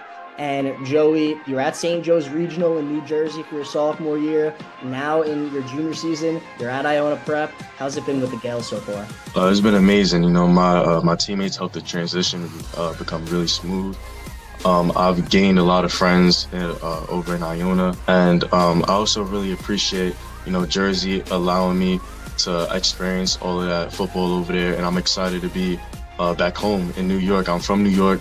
I'm back in New York, and I'm really excited to go against everybody that I knew from youth football growing up, and it's great. Speaking of New York football, last weekend was big for the Empire State, and Iona Prep got a huge out-of-state win over Springfield Central. What did that really mean to you and your teammates? It meant a lot. We needed a big win to really boost our confidence, boost our momentum. Losing to Bergen Catholic, it sucked. It hurt all of us, but we didn't let that get to our heads. We kept our heads up. We knew we had to keep pushing, focus on the rest of the season, and make sure that we came together as a team. Throughout every single play, we had each other's back. Anybody that didn't have motivation to play the down, to play, the Todd or something like that, we gave each other motivation. We played for each other. Nobody was selfish on the team, man. And I mean, your offense was really clicking. How would you describe the relationship with, you and that unit? I love my offense. I love my offensive linemen. They gave me all the time I needed in the pocket. My receivers did a great job breaking on their routes. My running backs did a great job hitting the hole, getting all the yards we need on big conversions. Even though the offense did a really good job, I also have to give some props to the defense. Brennan Presley having a pick six, that was huge. My defensive line doing their thing. DBs making sure they holding it down so that we were able to run up the score and keep our momentum on our side. It was a huge win, and Joey, this wouldn't be an interview if I didn't ask, what's it like with, your sister, one of the biggest stars in the rap industry, Ice Spice. I mean, what's it like? I mean, it's amazing to, really watch my sister grow into becoming what she really wanted to be from the beginning. It's a great experience as well for me. She opens up a lot of doors. She always has my back for everything. She always texts me, let her know she's watching the game online, telling me that I'm making her proud, listening to them call out Gaston over and over again. It's a favorite thing to hear. She always supports me. I always support her as well. Yeah, that's phenomenal. And, let's get into a couple rapid fire questions real quick that we always like to do. What's your favorite pregame meal and why? Overnight oats. My mom always makes a jar of overnight oats. It has oatmeal in it. It has blueberries, bananas, strawberries, and almond milk. She puts that in the fridge and I eat it in the morning, and it's great. And what's your favorite TV show? My favorite TV show, I would have to say The Simpsons. I don't really watch TV that much, but if I had to choose something, it's between the generics, The Simpsons, Family Guys, and that. What's a pregame song to really pump you up before a big game? All right, so here's the thing about me though, right? I don't really like getting hype. I'm more of like a laser-focused guy. I like getting locked in. So I don't really listen to any drill, any like really hype music and stuff like that, even though I hear it from my teammates in the locker room all the time. You know what I'm saying? But I would like to listen to a little bit of Lil TJ here. That's always been like really my favorite rapper. And I like to listen to like a whole bunch of Lil TJ. It's all over my album, some Sleepy Hollow. But if I had to choose one song, I would choose Forgot I Was the One by Lil TJ. You could schedule anybody to go against. Who are you picking and why? I played the game that I really wanted to play, Bergen Catholic. But if I had to choose another game, I would have to go to St. Joe's. It's coming back, playing against my brothers and all of that. Even though I left, they're still my brothers over here, and I found new brothers, over in Iona. But if I had to choose a game, I would choose St. Joe's. I hope we get that Iona Prep St. Joe's matchup next season. That would be awesome. Joey, thank you so much for your time. Back over to you guys. Welcome back inside the press box here at St. Anthony's. It is halftime, and the Friars with a 23-3 lead. Dylan Butler, Pat Godfrey alongside. And Pat, we talked about this being one of those game of the year type matchups, and Iona scores early, and then after that, it was all St. Anthony's, but you felt a little bit of momentum going Iona's way there late in the second quarter as well. Unfortunate if you're an Iona Prep fan, the way that second or first half ended.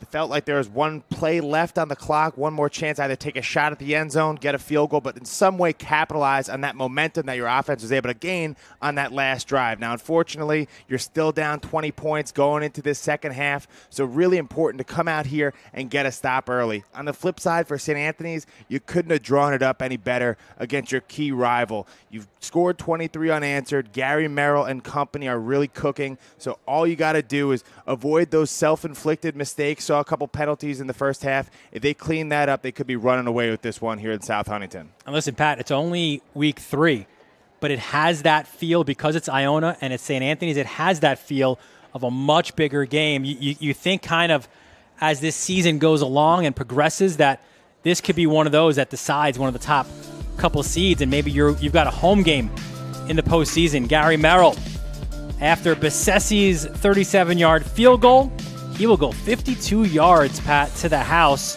and that gave St. Anthony's a 7-3 lead. That was with 6:28 left in the first quarter. We mentioned special teams could be big, and it absolutely was here as well, where Bessesi, St. Anthony's gets the stop, Bessesi back to punt, and you said it, right? Kevin Moore getting a piece, and Vidaro jumping up, getting the fumble recovery for the score. That extends St. Anthony's lead to 14-3. And we kind of figured it's going to happen at some point. The Merrill-Duff connection, we will see it. And we saw it in a big way here as the fake handoff over the middle, and then Duff does the rest. Gets into that second-level speed that the colleges didn't think he had. 45 yards for that score, which extended St. Anthony's lead to 23-3. Gary Merrill's ability to use his legs is just opening up so much for the St. Anthony's offense as they continue to progress under his tutelage. You see right there, KJ Duff with that long touchdown over the middle. A lot of that happens because the defense is trying to creep up, trying to play the quarterback and stop that QB run, opening things up in a big way for KJ Duff and company. Friars and the Gales have made their way out. Some warm-ups here before the start of the second half, and we'll take a quick break as well. You're watching this Catholic League Showdown presented by Stretch Flow right here on the Varsity Media Sports Network. You're watching Varsity Media, New York's premier high school sports network.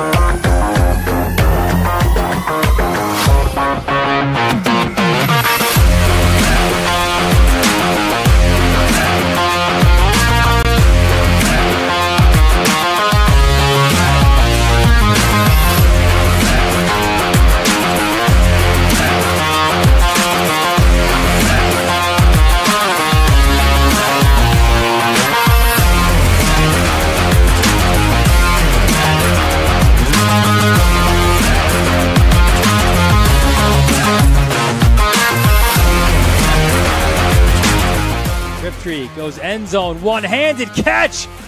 Luke Hansen. What a grab.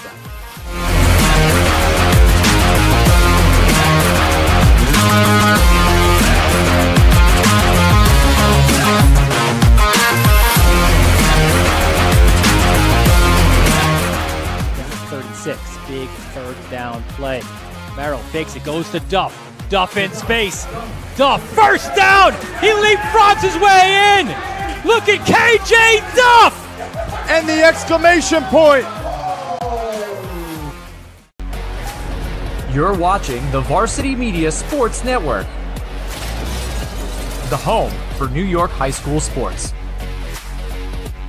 Hey sports fans, did you know Varsity Media live stream broadcasts get viewed by college coaches nationwide? Through our announcers' storytelling and insight on your athletes, we can help your players get an edge on college recruiting. Find out how by reaching out to Varsity Media today, 516-403-2050, or email ben@varsitymedia.net. Today's Varsity Media Sportscast is brought to you by Stretch Flow, Speed Island, and So Hoodie. And welcome back to Cy Donnelly Field. Dylan Butler, Pat Godfrey, our entire Varsity Media crew here as the second half. Still 2 minutes on the clock here as the teams are warming up.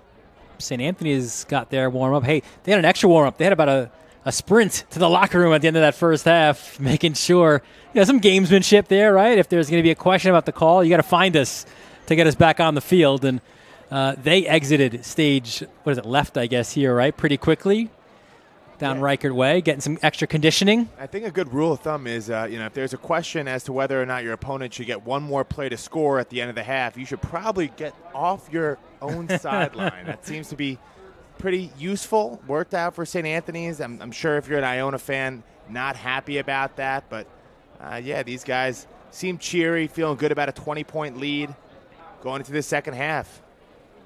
It was a big first half from KJ Duff, certainly, and Duff continuing to be that highlight player that, as you mentioned, during the first half we've seen as a sophomore and then a junior and now in his senior year. What an explosive player KJ is. And I think what makes those guys so special so much is like when you know the ball's going to him, when you know he's the target and you're going to target him and he still makes those plays. One thing I really appreciate about KJ Duff is, there were rumors that the folks down at IMG in Bradenton, Florida, were trying to bring him down there. If you guys will recall, Ellis Robinson, number 4 recruit in the class of 24, who was formerly... He'd still be at Iona. He'd be in that secondary. Is down in IMG, and I'm sure it was tempting for KJ to go play alongside a bunch of other 4- and 5-star recruits. But what he does is he instead comes back to St. Anthony's to cement his legacy here as one of the greatest players to ever come through this heralded program. And I think what he's done over the last couple weeks is only just building on that legend of KJ Duff. I'm sure we'll be talking about for many years to come. Sending down to the third member of our broadcast team, John Perez, for Joe Spagnola's thoughts from that first half.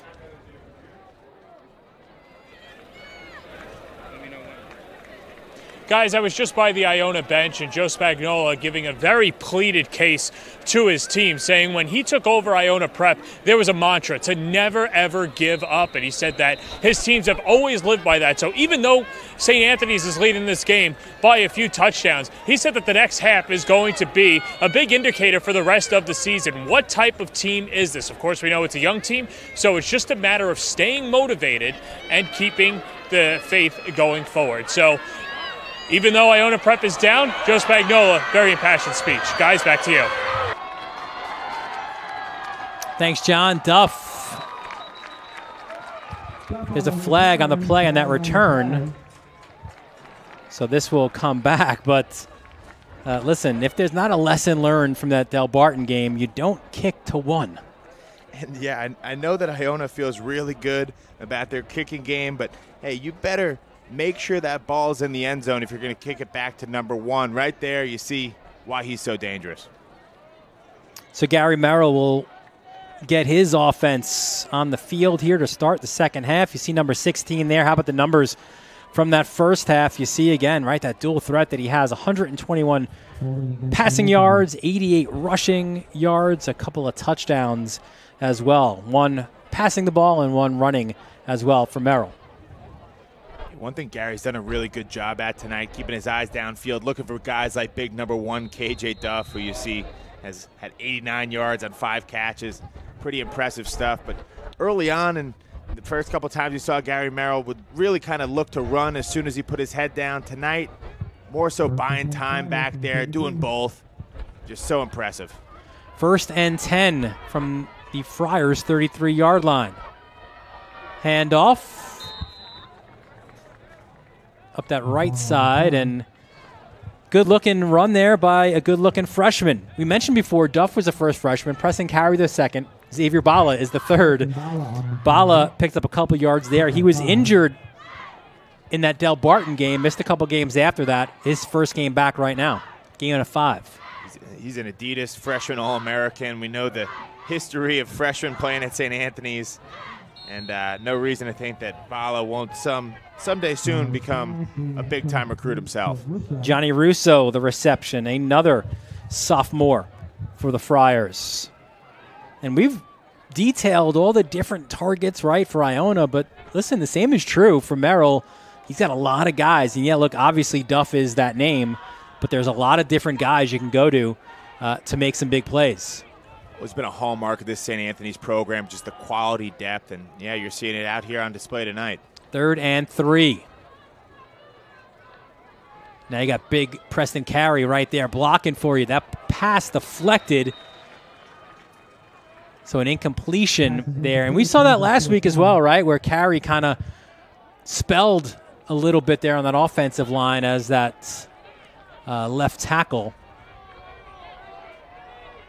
Yeah, he stands out with those green cleats at 290 pounds off the edge, and was definitely a big contributor against St. Joe's Regional. So a 4th and 3 from the 30 as the Friars show punt. This one is a short one. Looks like it will not be returned. And it's fielded by the Friars at the 43-yard line. So good field position for Joey Gaston to bring the Gales out onto the field. Yeah, really nice opportunity coming out the gate. Your defense helped you out and got to stop. So here, if you're Joey Gaston, I think you kind of keep building off of that last drive. Last time you're out on the field, St. Anthony's had a real tough time stopping you. You just ran out of time. Time to keep building from there. Gaston had some momentum, it looked like, there late in that first half, and kind of that controversy, right, with it appeared some time on the clock. 0.9 is what we thought it was, but none was given. Dowdy in motion. Handoff comes back this way. It's Springer, that power runner. Gets a couple. Good-looking tackle. There you see number 8 involved, Davenport. Yeah, it looked like a Johnny Valerio also flew up there from his safety spot. 2nd and 6 from the 46. St. Anthony's doing a nice job of gang tackling the last couple weeks, especially after getting tested by Yasin Willis from St. Joe's Regional last week. Yeah, Friars nearly jumped there. Good job getting back on that right side of the line. Gaston, empty backfield. Finds a receiver. It'll be a first down. I think that's Irigovenu again, number 7, to make that reception. Yeah, we're seeing Dylan Irigovenu just kind of settle down into this game a little bit of jitters early on, some uncharacteristic drops, but since then kind of getting churning and moving the sticks for Iona Prep. 1st and 10 Iona from the 42. 1st and 10 from the Friars 42. Gaston, as we've seen, right, gets the call under center, and then he motions out a receiver. This time an inside handoff. Couple yards, it looked like, there for Springer. And Carey in on the tackle. I really can't overstate the kind of impact that big number 99 Preston Carey has on this game. You know, he's a guy who's sideline to sideline active, disrupting the A-gap, bringing pressure up the middle, making things hard on Joey Gaston all day. Couldn't be more impressed with the growth we've seen out of this guy as a sophomore. This time it was Jared Evans getting into space, and it allows Gaston to take it himself, and a big first down for the Gales. We haven't seen Gaston look to run a ton, to a bit of success in a play like a call back early on, but nice burst up the seam here. That's something they're really going to want to get going this second half. They're going to want to walk out of here victorious. Gaston got his big boy varsity experience last year at St. Joe's Regional. Handoff to Springer. Fumbles the football, but is picked up by the big fella. How about 56, CJ Mailspin? CJ keeps churning And that's an offensive lineman's dream there, trying to push the football. 110%. You fall asleep as an old lineman dreaming about scenarios like this. Obviously, you don't want your running back, Kasim Springer, to give up the ball, but hey, you'll see Mailspin pick that up, make the most of it. He ain't going down easy. That's 5'10", 280 as your featured back. That's awesome. First and 10 from the 13-yard line. And you know Mailspin in that offensive lineman room is going to be talking all about that. Oh, what a hit. And that was Valerio, right? No, actually, excuse me. Dante Verdaro. Verdaro again, yeah. Sorry, Dante. Yeah, Dante couldn't have timed this hit any better, and it was actually a backwards pass. If you see it, Joey Gaston throws that slightly behind the line of scrimmage. Smart play there by Irregovenu as well, trying to track it down because it was a live football.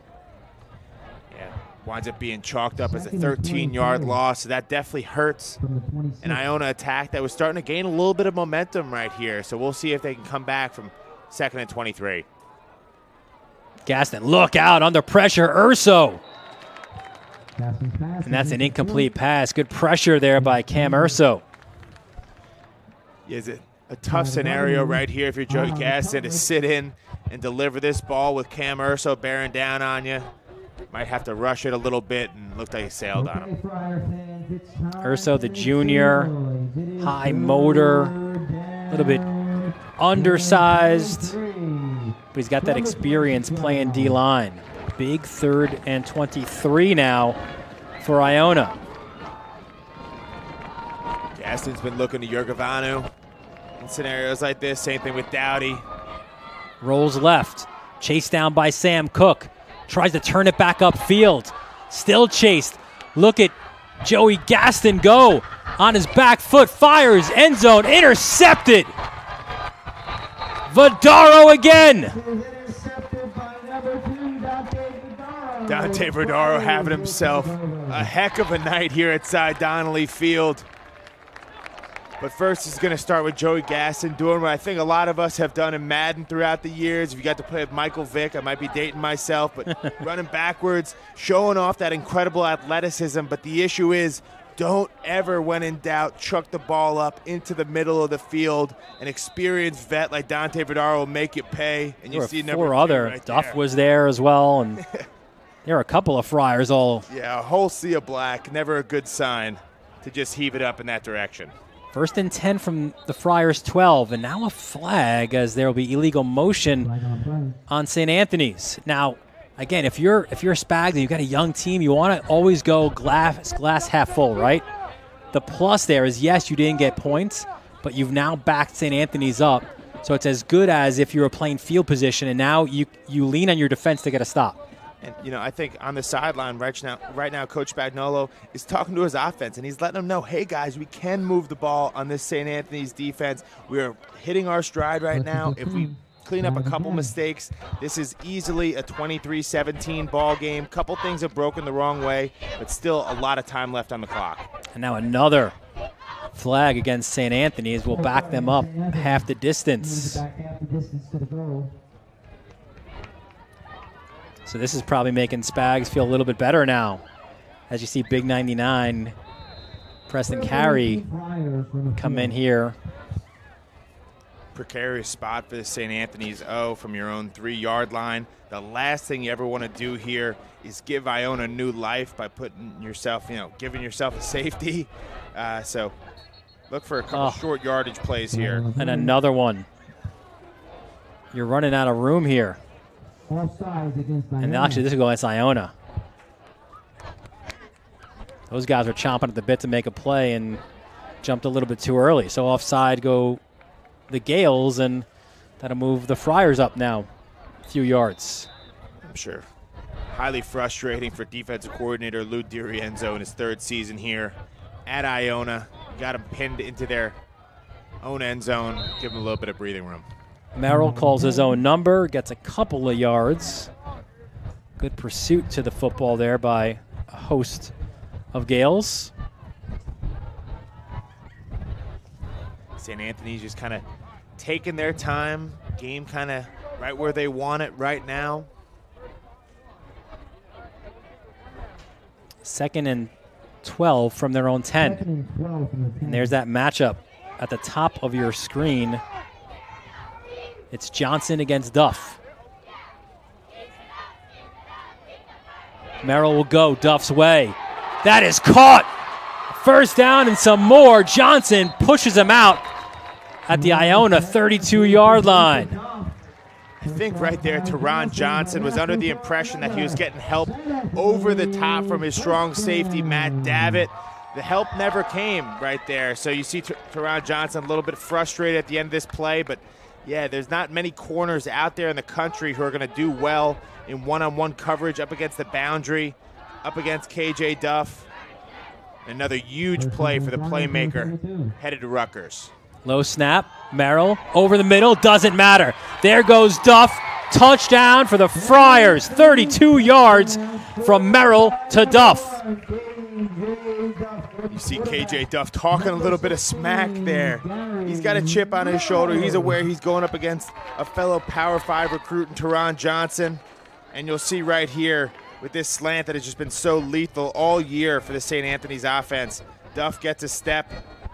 Where he might have been tackled a year ago, he keeps that step on Teron Johnson, one of the fastest guys in all of New York State. And the fireworks continue from number 1 here in South Huntington. 29-3 lead now. The PAT is up, and it is good. It has been all Friars after Iona took a 3-0 lead. 30 unanswered points. You're watching this New York Catholic High School Football League showdown presented by Stretch Flow on the Varsity Media Sports Network.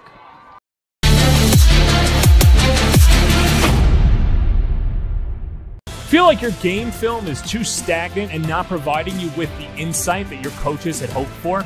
Varsity Media offers game film to help your coaches develop a game plan to execute on game day. Our current clients love the Varsity Media difference, which includes more insightful camera angles and a speedy upload process. Start building your championship team today with award-winning individuals at Varsity Media. Did you just have the best athletic year of your life? And now you want to show it off to college coaches? Well, let Varsity Media help you. Varsity Media's college recruiting videos show off your unique skills to help you land a spot on the team of your dream school. We'll provide music, spot shadow effects, and a link to send to your next coach. Contact us today for more information. Don't rely on word of mouth or cold emails. Let Varsity Media help you take your game to the next level. Back here at Cy Donnelly Field, St. Anthony's, a 30-3 lead over Iona. Dylan Butler and Pat Godfrey, our entire Varsity Media crew. That man surely likes what he's seeing so far. And I think both of us, Pat, a little bit surprised at the margin right now of the lead for St. Anthony's. We thought we kind of built this at the open of having that game of the year type of feel. Certainly one of the elite games in the Catholic Football League, but it's been all Friars on both sides of the football. It's been a great performance so far by St. Anthony's, but I don't think that score 30-3 is quite indicative of the game we've seen so far. Been a few small mistakes, couple breaks that haven't gone Iona's way. I know Coach Spags knows that this isn't his team's true identity. He's going to try and rally the troops right now, give him a little kickstart of life, because there's plenty of opportunity to kind of rectify things with 6 minutes left in the third quarter. Iona, some big games on their schedule, certainly going forward. We saw them in week 1. They beat Chaminade 31-7, and here's a look. They will have Farrell, a very good Farrell team, and then home. That's the big one against Stepanak. And then verse Hayes, Kellenberg, and more. No easy games, man, on that Iona Gales schedule. Look at this pass to Hewlin. And the sophomore gets on his horse, cuts it outside. A huge play for the Gales. And Hewlin is pulled down inside the 5. Kind of exactly what Iona Prep needed with the big play from Caden Hewling. The big 6 foot, 200-pound sophomore gets the ball out on the edge right here. It just kind of shows why he's so dangerous. little bit of a breakdown in responsibilities. That secondary from St. Anthony's, and Iona makes him pay. Hewlin has big, big hands, also a baseball player. And there he goes, pushing forward, rumbling towards the end zone, and it is a touchdown, an 8-yard score for Iona. And the response finally comes for the Gales, courtesy of an 8-yard touchdown run from Caden Hewlin. Yeah, just some physical running right here to kind of finish what he started to play prior. But this is exactly what I was talking about with this Iona prep offense. They have the ability to move the ball. They have been getting the ball in chunks throughout the course of the day. They just have struggled to really finish it off. Their first touchdown right there, and they're going to look to build on that momentum. With still 5 minutes left in the third quarter. Not over by any stretch of the imagination yet. Besessi's PAT is up and good. So it's a 30-10 lead now for St. Anthony's. And we have taken up residence here at Cy Donnelly Field, the Varsity Media Sports Network. And you can see all 4 of those games we had for you. The Del Barton loss, a great response, an epic win over Cardinal Hayes. That's where we saw Gary Mello kind of grow up as a quarterback with that perfect 2-minute drill to lead for that winning score and a 2-point conversion. Big win over St. Joe's. Looking forward, that rivalry game. Always got to look out for that one. Chaminade struggling right now, but it's a rivalry game. Those are always huge. And that Farrell game looks to be pretty big as well. Farrell currently playing more Catholic in their rivalry game out on Staten Island. Then you go out to Holy Trinity, and then it's at Archbishop Stepinac. Could be for the #1 seed in the Catholic High School Football League. Certainly the last few years been kind of a 3-headed monster in this AAA division between St. Anthony's, Iona Prep, and Stepinac. This year a little bit different. You got Holy Trinity also in the fold, has won a couple championships in a row, and that program's been building for years now. So a lot of fun to be had here in the AAA division, but St. Anthony's definitely kind of sending a message so far tonight.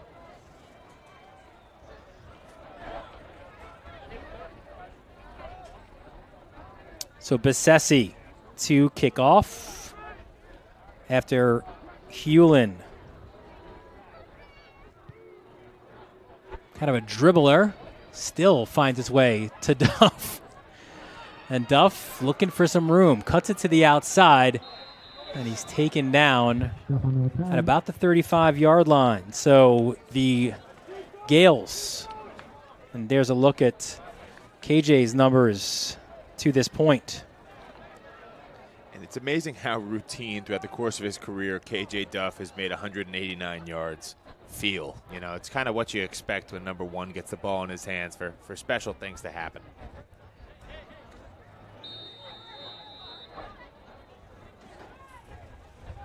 So 1st and 10 from the 35-yard line as St. Anthony's back on offense.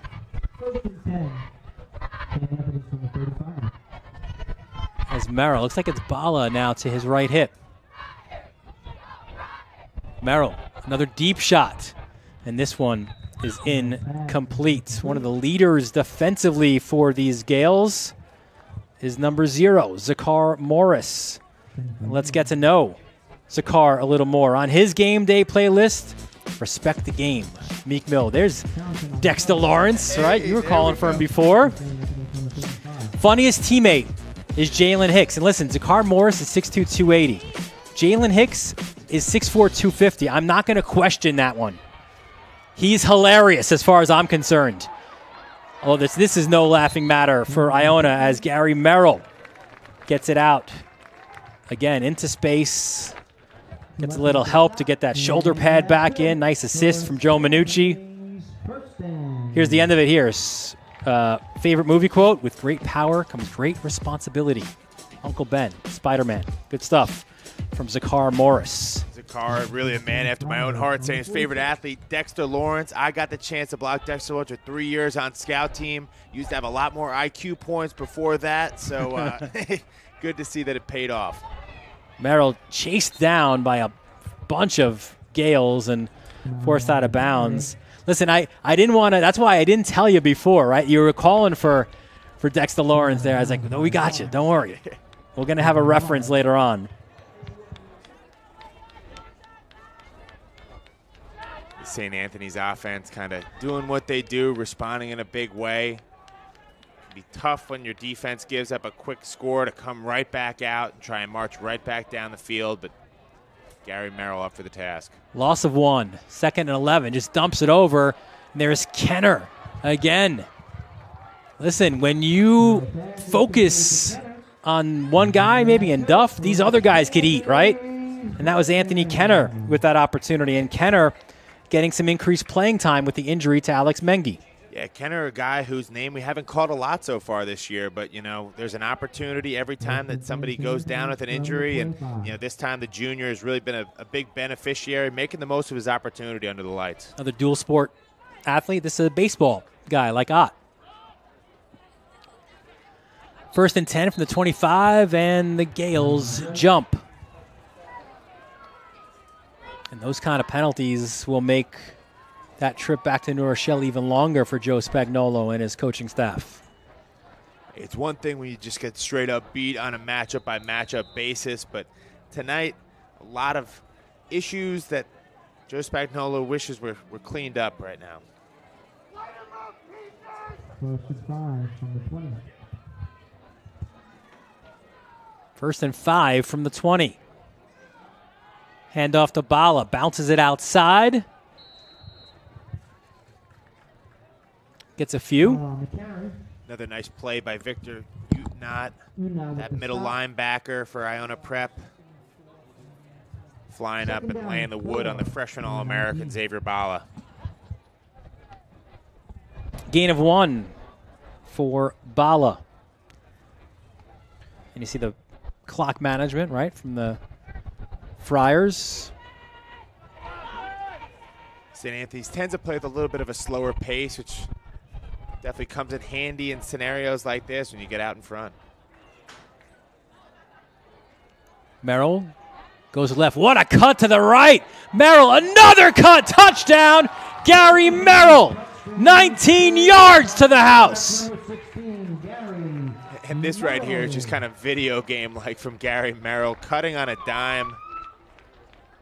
And this, you know, might kind of trace back to his lacrosse roots. You know, he's a guy who can dodge in the open field, and all of a sudden that translates once Fall Fridays come around. Merrill puts his foot in the dirt and just can't be touched right there. He got some nice blocks as well. Billy Dowling, I think, with a pancake block in the center, and I'm not sure what that combination is for that cheat code, but Merrill, man, just making dudes miss. 19 yards to the house. His 2nd rushing touchdown of the game.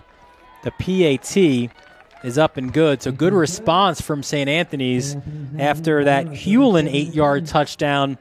Merrill goes 19 yards to the house to extend this lead to 37-10 with 2:57 left. And of course, as we know, we showed Rich Reichert before. What a tremendous, rich history here at St. Anthony's. Let's take a look at some of those championship teams. This, by the way, is page, you see here, it starts their championship history. 15 titles. It started back in '93 against Farrell, but talk about a dynasty, right? You go from 0-1 up to 11 as just winning championship after championship. Yeah, it seemed like growing up you could almost take it for granted that in South Huntington they'd be putting together a special squad every fall. Rich Reichert, almost like the Bear Bryant of this program. And I think Joe Minucci he doesn't wear the hat, though. Stepping up right now, trying to be the Nick Saban to his Bear Bryant. So, yes, St. Anthony's been very fortunate to have some incredible patriarchs leading this program through the years, molding young men.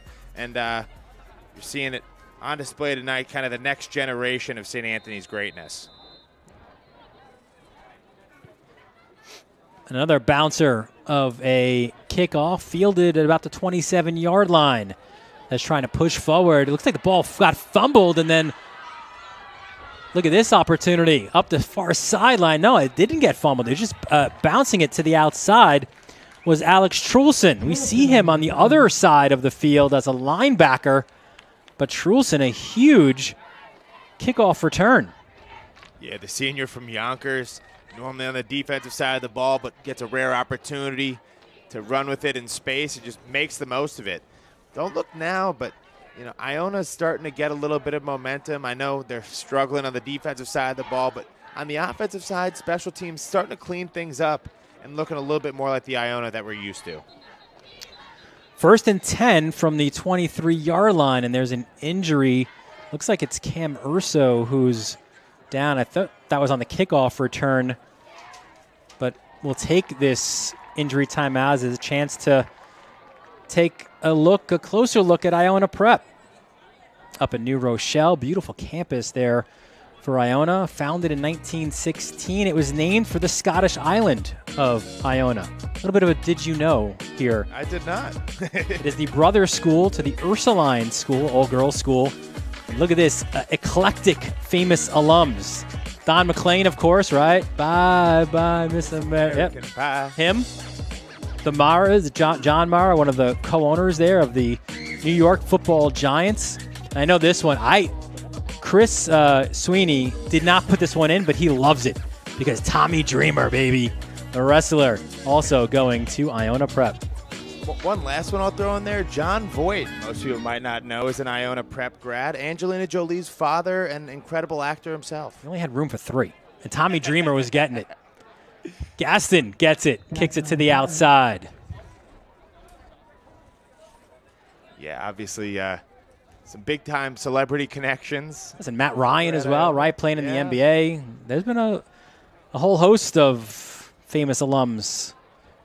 One very famous fan that we found out about this week, too. So definitely stars galore surrounding this Iona Prep school and program.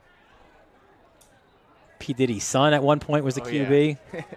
Quick out, nice catch. What a job staying up with Steve Dowdy. Touchdown, Iona. 18 yards. Steve Dowdy just showing why he's one of the most explosive guys in this entire offensive attack for Iona Prep.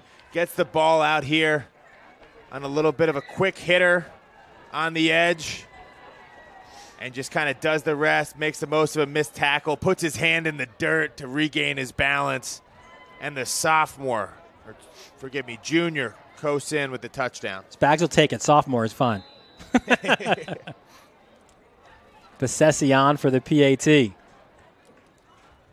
It's not college. You can't get that extra year back, right? I was going to say, do we get COVID years anymore?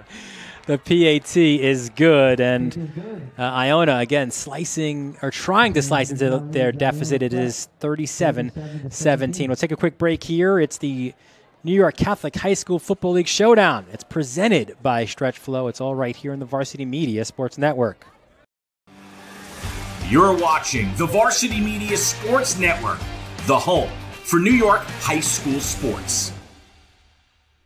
Varsity Media offers live streaming services for any sport. With human beings behind the camera, you can expect the proper coverage angles during each game. We offer customizable options such as live scoreboard, multiple cameras, instant replay, graphics, and even announcers. Find out how you can save $100 off a live stream package with Varsity Media by calling 516-403-2050 or email ben@varsitymedia.net. Did you know Varsity Media now offers action photography for all sporting events? Available for individuals or teams, we'll send dedicated photographers down to field level to capture your best moments. Our rates are affordable and our photos will leave you with lasting memories for a lifetime. Contact us today, mention this ad, and get $25 off your first order. Email ben@varsitymedia.net or call 516-403-2050. Welcome back to Cy Donnelly Fields. Dylan Butler, Pat Godfrey, our entire Varsity Media crew. Another pooch. Ooh, nearly recovered. Great job just getting his hands on the football. Looks like that was Liam O'Sullivan, right? 52. So St. Anthony's back on attack. And they are led by their QB, Gary Merrill. What a game he's had. Look at this. Look at these numbers. And this is what he does, right? Last game was, 450, I want to say, right? Between his passing and his rushing yards. You see the 4 touchdowns as well. for Merrill. 455 was his total yards last week. 314 in the air, 141 on the ground. Oh, number 0. There he is. Zakar Morris into your living room. Yeah, Christian Alfaro felt all 6'2", 280 right there as number 0 flew up to the ball, joined by Alex Trulson, who's having himself a nice day.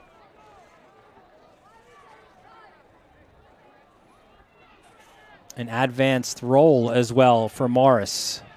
That strong side now on that line. With those injuries you mentioned before, plenty of time now for Merrill. He's flushed out. There's a flag that was thrown. He cuts it inside, and he's finally pulled down, but likely an offensive holding penalty. Yeah, it looks like they caught Ryan McNaughton here. A little bit of a hold on the inside. But, you know, that's one of the influences of this really strong defensive line. Zakar Morris, Dalton Lozen, and Micah Hunter for Iona Prep is even if they don't get there and make the sack, a lot of times just their sheer force forces a hold just as good. And Hunter's a guy, too. We saw him there chasing before. Again, we like we said, he usually rotates with big Dalton Lozen, the 6'4", 286 sophomore, number 54, but Hunter, because of those injuries at end, has had to get some more reps. Done well with it as well. Merrill fakes it, goes over the middle, finds Duff. Somehow breaks away from the tackle, and he gets a couple more yards. They've been going back to the well all day long with this little quick hitter over the top slant route for KJ Duff. One thing you got to watch out for if you're KJ is he's kind of holding that ball like a bread loaf there, so worry about the fumbles. But Frankie Serrano made the tackle, 4th and 1. I think he stretched out KJ's jersey an extra size the way he just grabbed on for dear life. 4th and 1 from midfield. The cadence didn't work. Merrill, what a fake from Merrill. The first down, he's pulled down at the 40. Sold that one like a wily vet. It's a great play fake there, but I could have told you before this play even started that Gary Merrill was not giving up the ball on 4th and 1. He's been so successful all year long and finding a little crease and makes Iona pay again.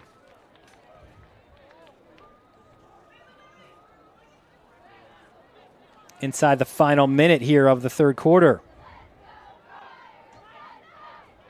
St. Anthony's just kind of continuing to do what they want on the offensive side of the ball.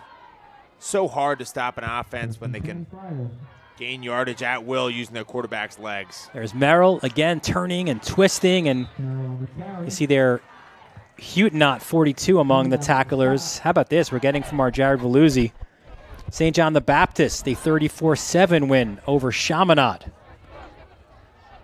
What a win for the Cougars as they're looking to establish themselves as potentially a AA1 champion. Through 3 quarters, it's St. Anthony's with a 20-point lead. You're watching this Catholic Football League Showdown presented by Stretchflow on the Varsity Media Sports Network. My name is KJ Duff, wide receiver from St. Anthony's, and you're watching Varsity Media.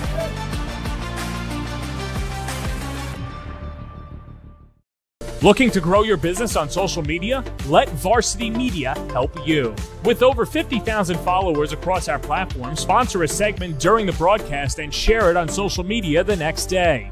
It's the best of both worlds as you'll get thousands of plays and your ad will live on the broadcast forever. Contact us today for sponsorship packages by calling 917-470-0864 or emailing varsitymediasponsors@gmail.com. Back here at Cy Donnelly Field in South Huntington, Friday Night Lights. As we head to the fourth quarter, it is a 20-point lead for St. Anthony's over Iona Prep. Dylan Butler, Pat Godfrey, our entire Varsity Media crew here as another ball fake. This time, though, the Gales were not biting. Look at that. Frankie Serrano was the last one in, but there were 2 other Gales as well. Brennan Presley, the sophomore, 25. And You'll see right here, Presley coming in on a blitz. He's kind of our player to watch. Looked like he was joined by Alex Truelson, who's had himself an absolute day. But, yeah, right there, the Gales just absolutely flying up to Gary Merrill. Truelson, the senior, Presley, the sophomore, and Serrano, the senior, from the boogie down. 3rd and 19 from the 50. Got for the slant to KJ Duff. Merrill rolls left, finds a receiver, and Johnson made the tackle, and it was Meme making the catch. Pass is complete. Teron Johnson got beat a couple times against KJ Duff, but overall having a solid day. Makes a play on the senior Braden Meme. How much does that secondary on a whole, not putting it all on Teron, but that secondary as a whole, they must just despise KJ Duff, right? Because remember last year too, 4 touchdown receptions, and one we saw late was like a broken coverage. No one in anywhere near KJ. Oh, I mean, I don't think you can really quantify the kind of frustration that those guys must have. They're typically a pretty dominant unit between Jaden Codrington, Matt Davitt, Adante Nardi, and Teron Johnson, obviously their star. So those guys having a tough day against a vaunted St. Anthony's attack. They're hoping to clean things up, and hasn't gone the way they would have hoped. That return goes out along that sideline. It was Landon Wiley with the return. And for Iona, listen, they've had some terrific success in the Catholic Football League as well. You see they're all levels they've won a championship. You go back to 93, they beat their rivals in Stepanak 13-0 to win the A title. That's now the AA2. AA, which is now AA1, they won that twice, Holy Trinity and St. Francis Prep, and they won the big boy as well. Their first one against the Friars in 2008. They won again in 2021, a game we had free on the Varsity Media Sports Network, beating Monsignor Farrell at Mitchell Athletic Complex. Over the middle, Iragavanu, past midfield, into the secondary. Big reception by the senior from Middle Village.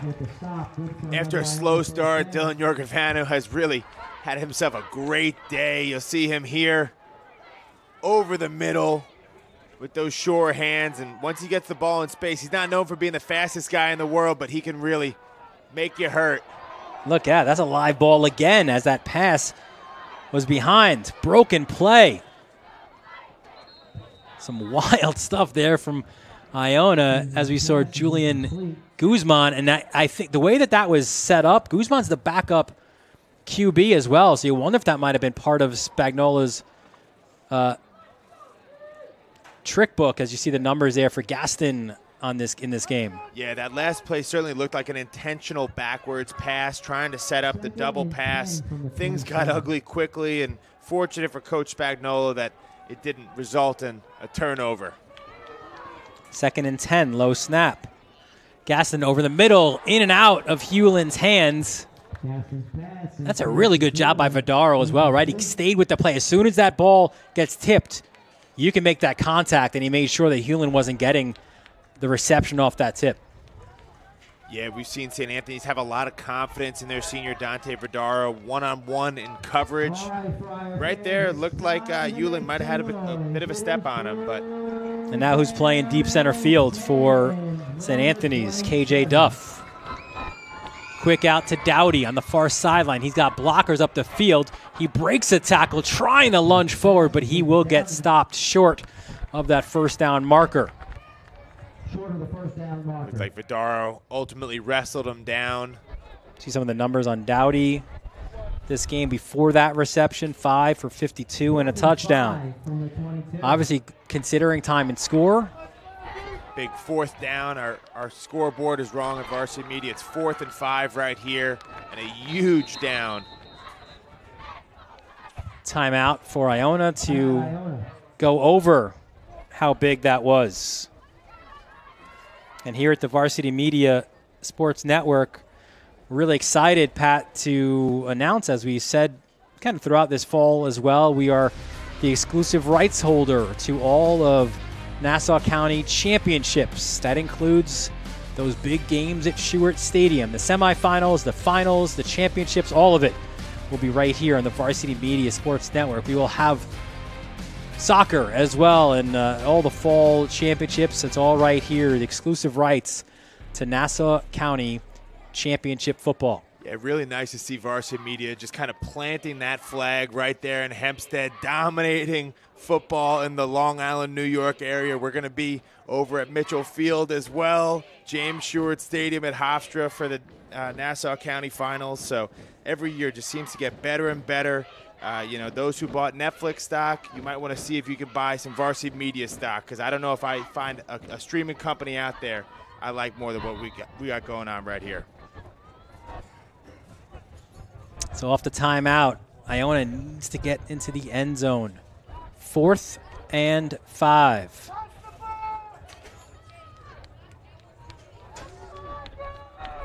A lot of different ways that Joey Gaston could look right here. He's liked Dylan Yurgavanu in these kind of shorter yardage type scenarios, quick hitters. Also Dowdy. Gaston, look out, under pressure, just throws it out of bounds. Good job defensively by Kevin Moore, number 24. I like that from Joe Minucci. 4th down and 5. Get aggressive there. Send your corner on a blitz, and the sophomore Kevin Moore flies in. He's been having himself a really strong season.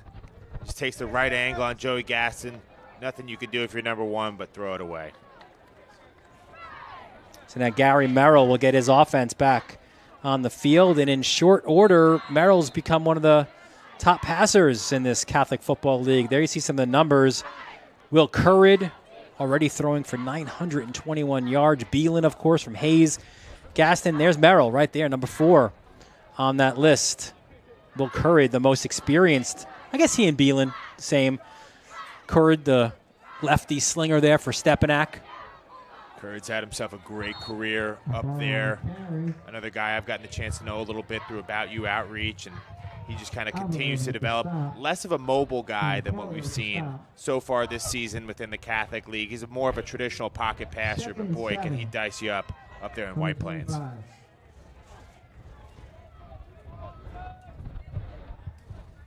Three-yard gain for Alfaro, 2nd and 7. Another run, Alfaro goes the other way. Got some nice upfield blocks, and Christian Alfaro. And that could have been, I thought that, at least from our vantage point here, it looked like it could have been a face mask, but Alfaro pulled down inside the 40. Great run by the junior. Yeah, Alfaro just so hard to stop when you let him get the edge. He's about a 4.5 40 out there, and you'll see if it isn't for Adonde Nardi, he would still be running right here. St. Anthony just continues to get the ball in chunks. So hard to stop.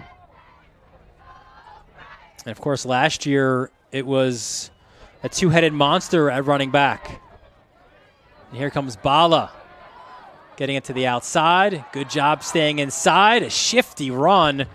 Looked like he was like in 2nd or 3rd gear. Didn't kick it out yet to his full speed, but just sort of more reading what was in front of him, making sure he got the yards he needed. Really, really nice run right there by Bala. But what stands out to me, and kids at home, please pay attention, is number 1, KJ Duff at the top of your screen. You'll see getting out in front with a great block, staying on Nardi, and even continues, keeps fighting. If you guys out there want to be a great receiver, it's not just about what you do with the ball in your hands, but what you do with blocking opportunities that you get out on the edge. Timeout with an injury on the field. We'll take it as well. 7:25 left, 4th quarter. St. Anthony's maintains a 20-point lead. You're watching this Catholic League Showdown presented by Stretch Flow on the Varsity Media Sports Network. You're watching the Varsity Media Sports Network, the home for New York high school sports. Varsity Media offers live streaming services for any sport. With human beings behind the camera, you can expect the proper coverage angles during each game. We offer customizable options such as live scoreboard, multiple cameras, instant replay, graphics, and even announcers. Find out how you can save $100 off a live stream package with Varsity Media by calling 516-403-2050 or email Ben@varsitymedia.net. back here at St. Anthony's, where the Friars have a 37-7 lead, looking to add on to that score. A 1st and goal from the 10. As the clock winds now. St. Anthony's big pride point for the offense all year has just been that really extraordinary efficiency we've seen from them within the red zone. They rarely walk out without a touchdown. They're going to look to continue that trend right here with 7 left in the 4th. Bala, the lone back, gets it. And he's pulled down. Good-looking tackle on the play by Frank Michelli, number 44. Michelli, the senior from New Rochelle. One encouraging development is just, the return of Xavier Bala today. We've seen him in a few different spurts and kind of showing off why he's been named an Adidas Freshman All-American. And you see him there, he does not look anything like a freshman, right? 5'10", 180, jacked as well. 2nd and goal from the 8.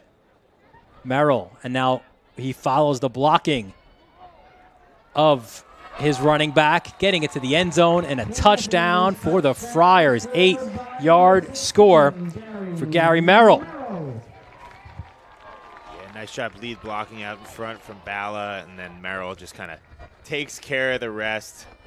We've seen it on display all day long. He's just so dangerous, so elusive out on that edge, and just wins that one-on-one matchup against Jaden Codrington.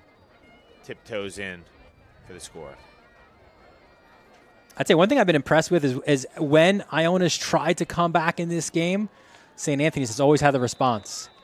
And they're just not obviously letting Iona get back in this game. I think kind of speaks to an enhanced maturity we've seen out of this St. Anthony's program. In years past, they kind of had a hallmark of maybe getting out in front early and then trying to hold on, maybe watch that lead wither away as the game would go on. Not this St. Anthony's team. They've kept the pedal to the metal and really not given much breathing room for Iona Prep. 44-17 lead for St. Anthony's. Let's get the bagpipes going for the Friars. And this one of a few big-time matchups in the Catholic Football League here in Week 3. And there's a big one out there. A lot of these are tonight. All right, so we'll try to get some scores for you as well. But you see more Catholic, Monsignor Farrell, that rivalry game last year. More Catholic winning at home, first ever win over Farrell. The Lions weren't forgetting that. A packed house at the Lions Den. Holy Trinity going up to Stepanak. We already know that Baptist, that was scheduled for Saturday, but with the storm coming in, they moved that one. Actually played at West Islip High School right near St. John the Baptist. It's a great job by West Islip making their field available with the lights, and big win for the Cougars, certainly, in Kennedy Catholic, St. Peter's, Fordham Prep tomorrow night against St. Francis Prep as well. All part of Week 3 in the New York Catholic Football League. Dylan, we talk about this all the time, but, just kind of the tradition, some of these different football cultures that you find throughout the New York tri-state area, just make it a lot of fun every year getting to show up and call games.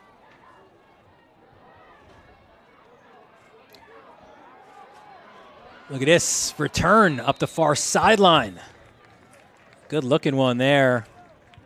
That was Wiley again. He's done a great job just giving this Iona offense some extra or some good yards to work with.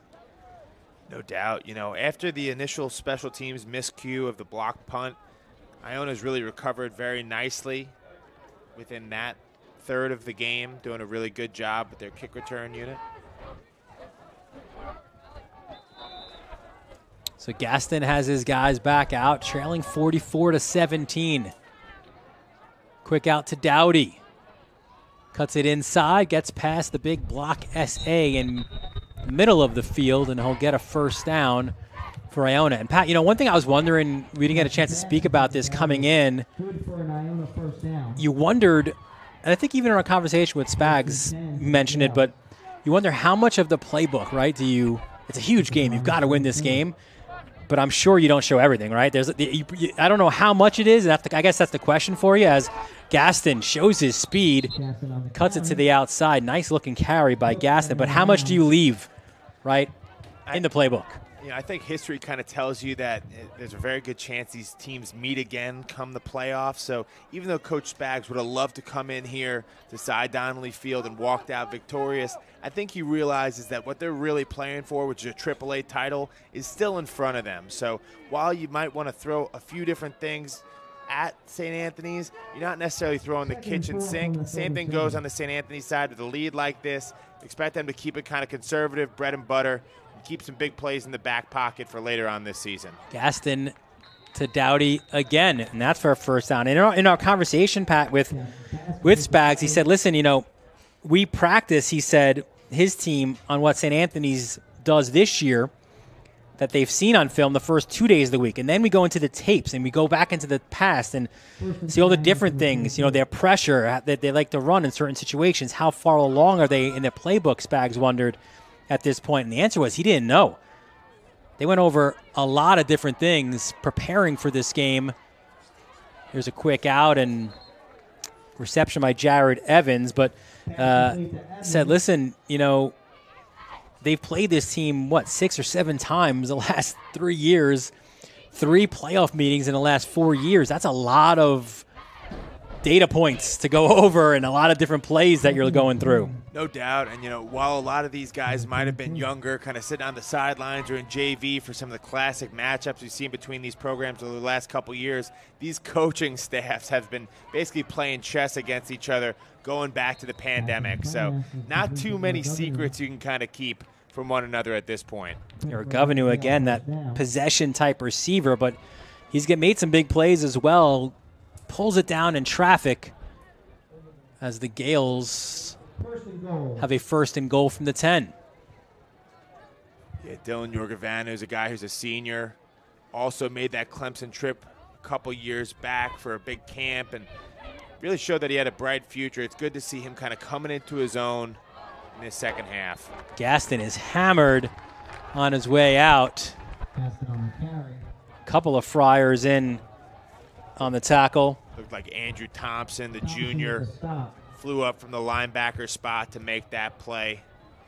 And he's filling in for another injury. Julian Kasha out with a foot injury against St. Joe's Regional.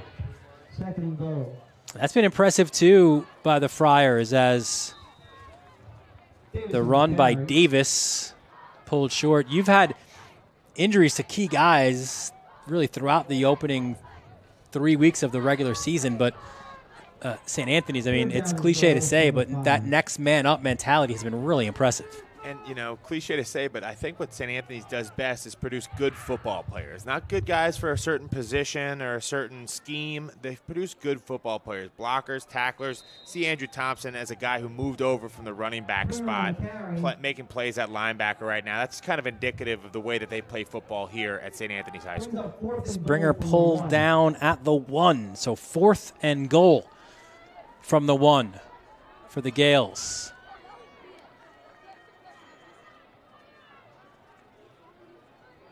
Handoff Springer, and he will get in. Kaisim Springer, the 1-yard touchdown run, his first touchdown of this season. Does a nice job running behind big Jaden Nicolau at right tackle. You see a host of Gales kind of clearing the way. CJ Malspin, the pulling guard right there. But, Dylan, one thing I think that's a big takeaway if you're Iona is, even though this game hasn't turned out the way that you want it to, that you might have St. Anthony's down the road in a potential playoff situation. And now we can move the ball at will against this defense. It's really been almost the entire half since we've seen a nice defensive stop out of the St. Anthony's side. So I think that's something that you can at least take away with you back up to New Rochelle as you look to build heading into the real stretch of AAA play. We take a look at the AAA standings heading into this week 3. See Stepanak at the top there, and those are your top dogs. The last year was very much a 3-horse race between Stepanak, Iona, and St. Anthony's. You had some incredible moments that allowed St. Anthony's to get to the champ. Remember, they avoided Stepanak or Iona on the road, and it was looking like that for a while, right? Was that a block Block field goal. Field goal, ran back for the touchdown. And Z Holy off to that good start as well. Up in the AAA this year. Kellenberg and Chaminade, some struggles. They're now 0-3 on the season. And listen, don't sleep on 7 or 8 right there in the standings. Hayes and Farrell, we expect to be right there in the mix as this season goes along. Yeah, we saw Rich Beelin earlier this year live on the Varsity Media Sports Network, and we really saw, the bloodline kind of continue. His older brother Henry, a star at, now headed to Duke or at Duke right now. Beelin showing why he's one of the top guys in all of New York State at the quarterback position as well. So many different teams that present a lot of different challenges. They picked up Hayes after they responded to that loss here in the last seconds by getting a last-second win of their own up at Columbia, beating Pope John as Beelin scrambled as he does so well, finding Eli Garcia for the winning touchdown with no time left in the fourth quarter. And, listen, I know they're going to try to figure out some things defensively up there in the Bronx, Cardinal Hayes, but, man, they are so entertaining. Yeah, I mean, C.J. O'Neal always puts together a squad loaded with talent. Past couple years they've kind of struggled. Ever since George Lanisi left, he was a great defensive coordinator for many years at Hayes when they were winning championships. They kind of struggled to put it together, but now it seems like things are really clicking on the offensive side of the ball. Defensively, they're getting better. That could be another team up there in title contention. So you see new QB in there for St. Anthony's. I think that's Brendan Howard, number 5, as it appears Gary Merrill's evening is complete. And, expect Iona Prep to take this personally as they kind of pack up, head back to New Rochelle, and kind of reassess where they're at. Certainly didn't want to see the backup quarterback under these circumstances from St. Anthony's if you're an Iona Prep fan. We showed you their schedule earlier. The Gales, again, it's not going to be an easy stretch here as they will take on Monsignor Farrell coming up next, October 7th, and then the big rivalry game against Stepinac, and then Hayes, and then at Kellenberg and Moore. Maybe, and again, no disrespect to either Kellenberg or Moore, but that strength of your schedule is right there, and they're right in the middle of it right now. If they could survive there after those game against Hayes and Farrell and Stepinac, and there's maybe a little bit of light at the end of that tunnel. Oh, no doubt. It's a real tough grind through the middle of this season, but if they can get to the light on the other side, you're expecting Jalen Hicks back at some point late in the regular season. Remember, he's one of the top defensive players in the entire Catholic League in New York this year, a Minnesota commit. So I think all of a sudden, if you can kind of grind it out, maybe get a big win over your rival Stepinac at home in a couple weeks, all of a sudden as that playoff scenario starts to clarify, things look a lot better for Iona Prep fans. Got some good games for you here on the Varsity Media Sports Network as the Friars call timeout right down on the other side of the northern state. Hills West, Sayville. Nice battle of QBs there as well, right? Triptree for Sayville and Filardi for Hills West. It expects to be a rainy afternoon. Maybe that's Edge Sayville with Kyle Messina as a running back. You could see all that on the Varsity Media Sports Network. Under the lights out in Bohemia, where Bayshore Connecticut do battle next Friday, and then Saturday afternoon, renewal of the rivalry between St. Anthony's and Chaminade. All those games right here on the Varsity Media Sports Network. Tomorrow looks like could be pretty rough conditions weather-wise out here on Long Island. So interested to see if Sayville and Hills West are able to still put together those vaunted passing attacks they're known for. Yeah, I don't need our statistician extraordinaire / weather guru Joe Giannotti to tell me that it's going to be a wet afternoon at Hills West. That is for sure. I feel pretty lucky to know that I've got an appointment with my couch and Varsity Media / ESPN all day long. Going to get probably the 2 screens going so I can watch my Clemson Tigers play Florida State while simultaneously watching some League 3 matchups. Like it. County.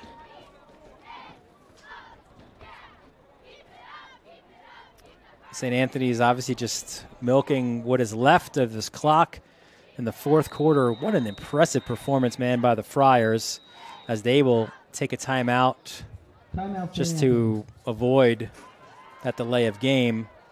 But they have been tremendous. And what a statement this is, too, throughout the Catholic Football League, right? They lose to Del Barton, and everyone's like, well, you don't have Dante, you don't have Ian Strong, you don't, have your running backs and Jojo DiCiaro at middle linebacker. And, Minucci and his staff, they just kept calm. They just stayed to their game plan. They put some guys on notice, some groups on notice, the offensive line, the defensive line, and they just got better each and every week. We saw that against Cardinal Hayes, and then they corrected some things defensively with a big win over St. Joe's Regional. And now their most, certainly score-wise, most impressive win to date, beating Iona by 20. Yeah, huge questions swirling around this program, especially after kind of an uninspired performance against Del Barton to open the year during week 0. But since then, we've kind of seen them piece things together, get some key defensive stops when they've needed it. The emergence of Gary Merrill, obviously. And I think now, on this game presented by Stretch Flow, it's no stretch to call St. Anthony's the de facto favorite in the AAA division this year. Well, I think Coach O.D. and the Crusaders might want to have a word with you on that. They came in as the preseason one. But listen, this is the defending champions, so you've got to come through South Huntington if you're going to try to win it. And St. Anthony's proving that, they've missed some guys there and graduated so many terrific players from that 11-1 season last year, winning a first-ever state title. But they are the real deal here in South Huntington. Yeah, just impressed with the way that some young guys are stepping up in a big way throughout this entire team. We've seen Preston Carey kind of come into his own, looking like he's a senior out there as only a sophomore and making some huge plays around the field. So I think as this St. Anthony's team only gains experience at the course of the year, it could become a prettier and prettier picture for the Friar faithful. And just like it was a mistake to count out or discount St. Anthony's after week 0, it is the same to discount Iona after week 3. Spags will have his guys going. They will be a much better football team with even some guys back, right? Jalen Hicks, the biggest of them all, back from injury in the final stretch drive of this season. Couldn't agree more. As impressive as this was tonight from St. Anthony's, we still have to take into account the fact that Iona Prep traveled 3.5 hours on the way here, has another 3+ hour bus ride on the way back. So if Iona is somehow able to piece some wins together, maybe get a home game in the playoffs, could be a much different story. Take a quick break. We'll bring you our post-game show when we return here on the Varsity Media Sports Network. Hello, beautiful people. We all know Travis Hunter, right? We're headed to Jackson, Mississippi right now to announce his partnership with my favorite, So Hoodie.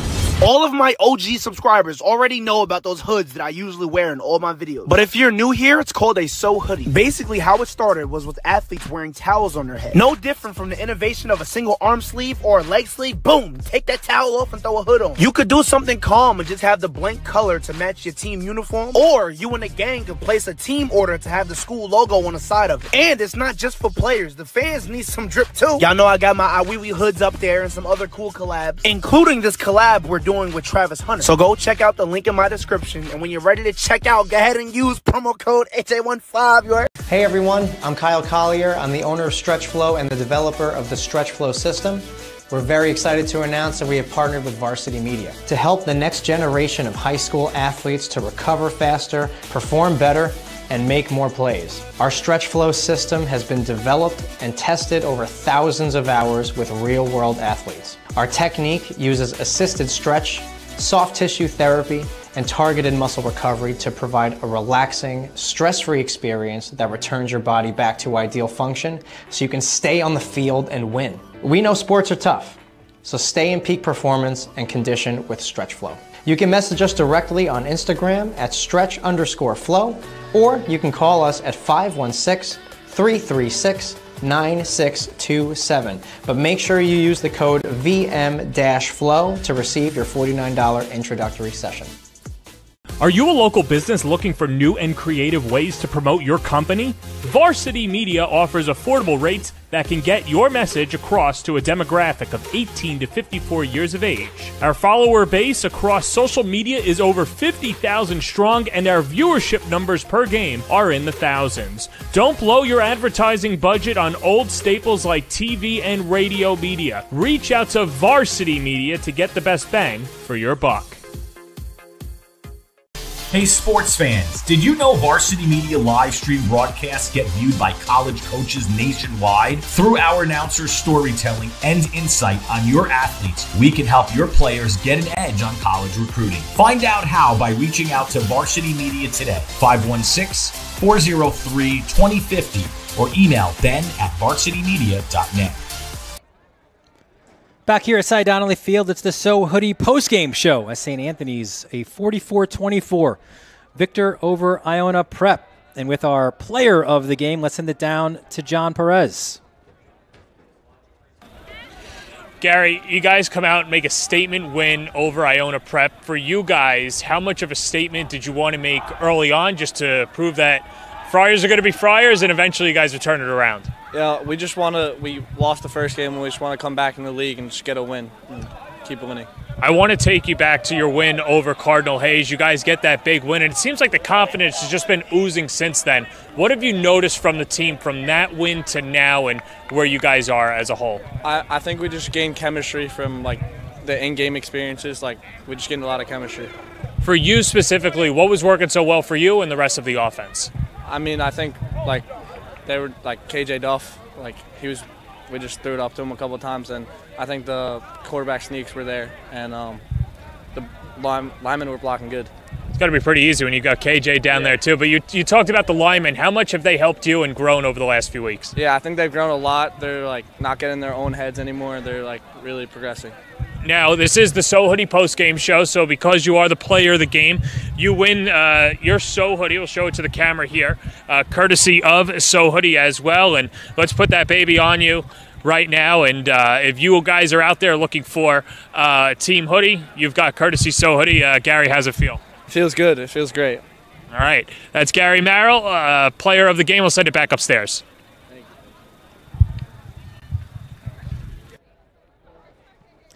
Good stuff, John. Congratulations to Gary. Listen, it's getting a little bit chillier out, right? So you need that So hoodie there that Gary Merrill is sporting. Yeah, no doubt. Sometimes you want the flexibility a little bit. Hey, what if I want to wear a turtleneck? It doesn't come with a hood. Thank God I have So hoodie. And, of course, if you want to place an individual or team order, you can go to sohoodie.com. Some great numbers in this game from Gary Merrill. We'll show you some of his final stats in a moment. But, again, just controlled the offense, right? Didn't look like he was certainly not nervous. And you see the 383 total yards, 5 touchdowns, and 2 of those were passes there to KJ Duff, who had 8 receptions for 189 and 2 as well. The comp I frequently give for Gary Merrill is kind of Tim Tebow with what he's able to do both through the air but also on the ground, finding soft spots between the tackles, and just kind of another clinic out here today. He's a guy who might only be a junior, but feels like he has a ton of varsity experience the way he conducts himself. I see some of the final stats as well. Rushing yards heavily slanted towards St. Anthony's, 227 to 89, 250 to 242 in the passing game. Remarkably, I think, is the first downs are pretty much right there, right, for both teams, 18 to 17. And the penalties are also similar, but some big stops there for St. Anthony's on third down, and Iona unable to sometimes to move the chains, or they would move them and then stall. So a quality win, I think, on both sides of the football for St. Anthony's. Yes, sir. St. Anthony's put everything together today. We even saw the special teams contributions with that big blocked punt by Moore. But, on the flip side, if you look at it, the tail of the tape is a much closer game than the score would indicate. So I think Coach Spags, going back to New Rochelle, when he dives in a little bit, is going to see a lot of opportunities to clean things up as they look to right the ship into this second half of AAA play. Speaking of ships, you might need a boat to get to tomorrow's game. We have it for you. So you're better off probably just staying at home, like you will be, to watch Sayville and Hills West. That'll be tomorrow at 1. there. It's on the YouTube right here on the Varsity Media Sports Network. Sayville and Hills West tomorrow at 1. And here's the rest of our broadcast schedule coming up. Bayshore Connecticut a week from tonight up in Bohemia. St. Anthony's against a struggling Chaminade side. That'll be next Saturday at 1:30. You go to the Nassau Publix where it's Wanta and Southside. That should be a good one on the 6th at 6. And then Chaminade Kellenberg from Mitchell Athletic Complex. And then Malvern with a certain new star and some extra swagger with Josiah Brown there against North Shore, the defending Conference 4 champs.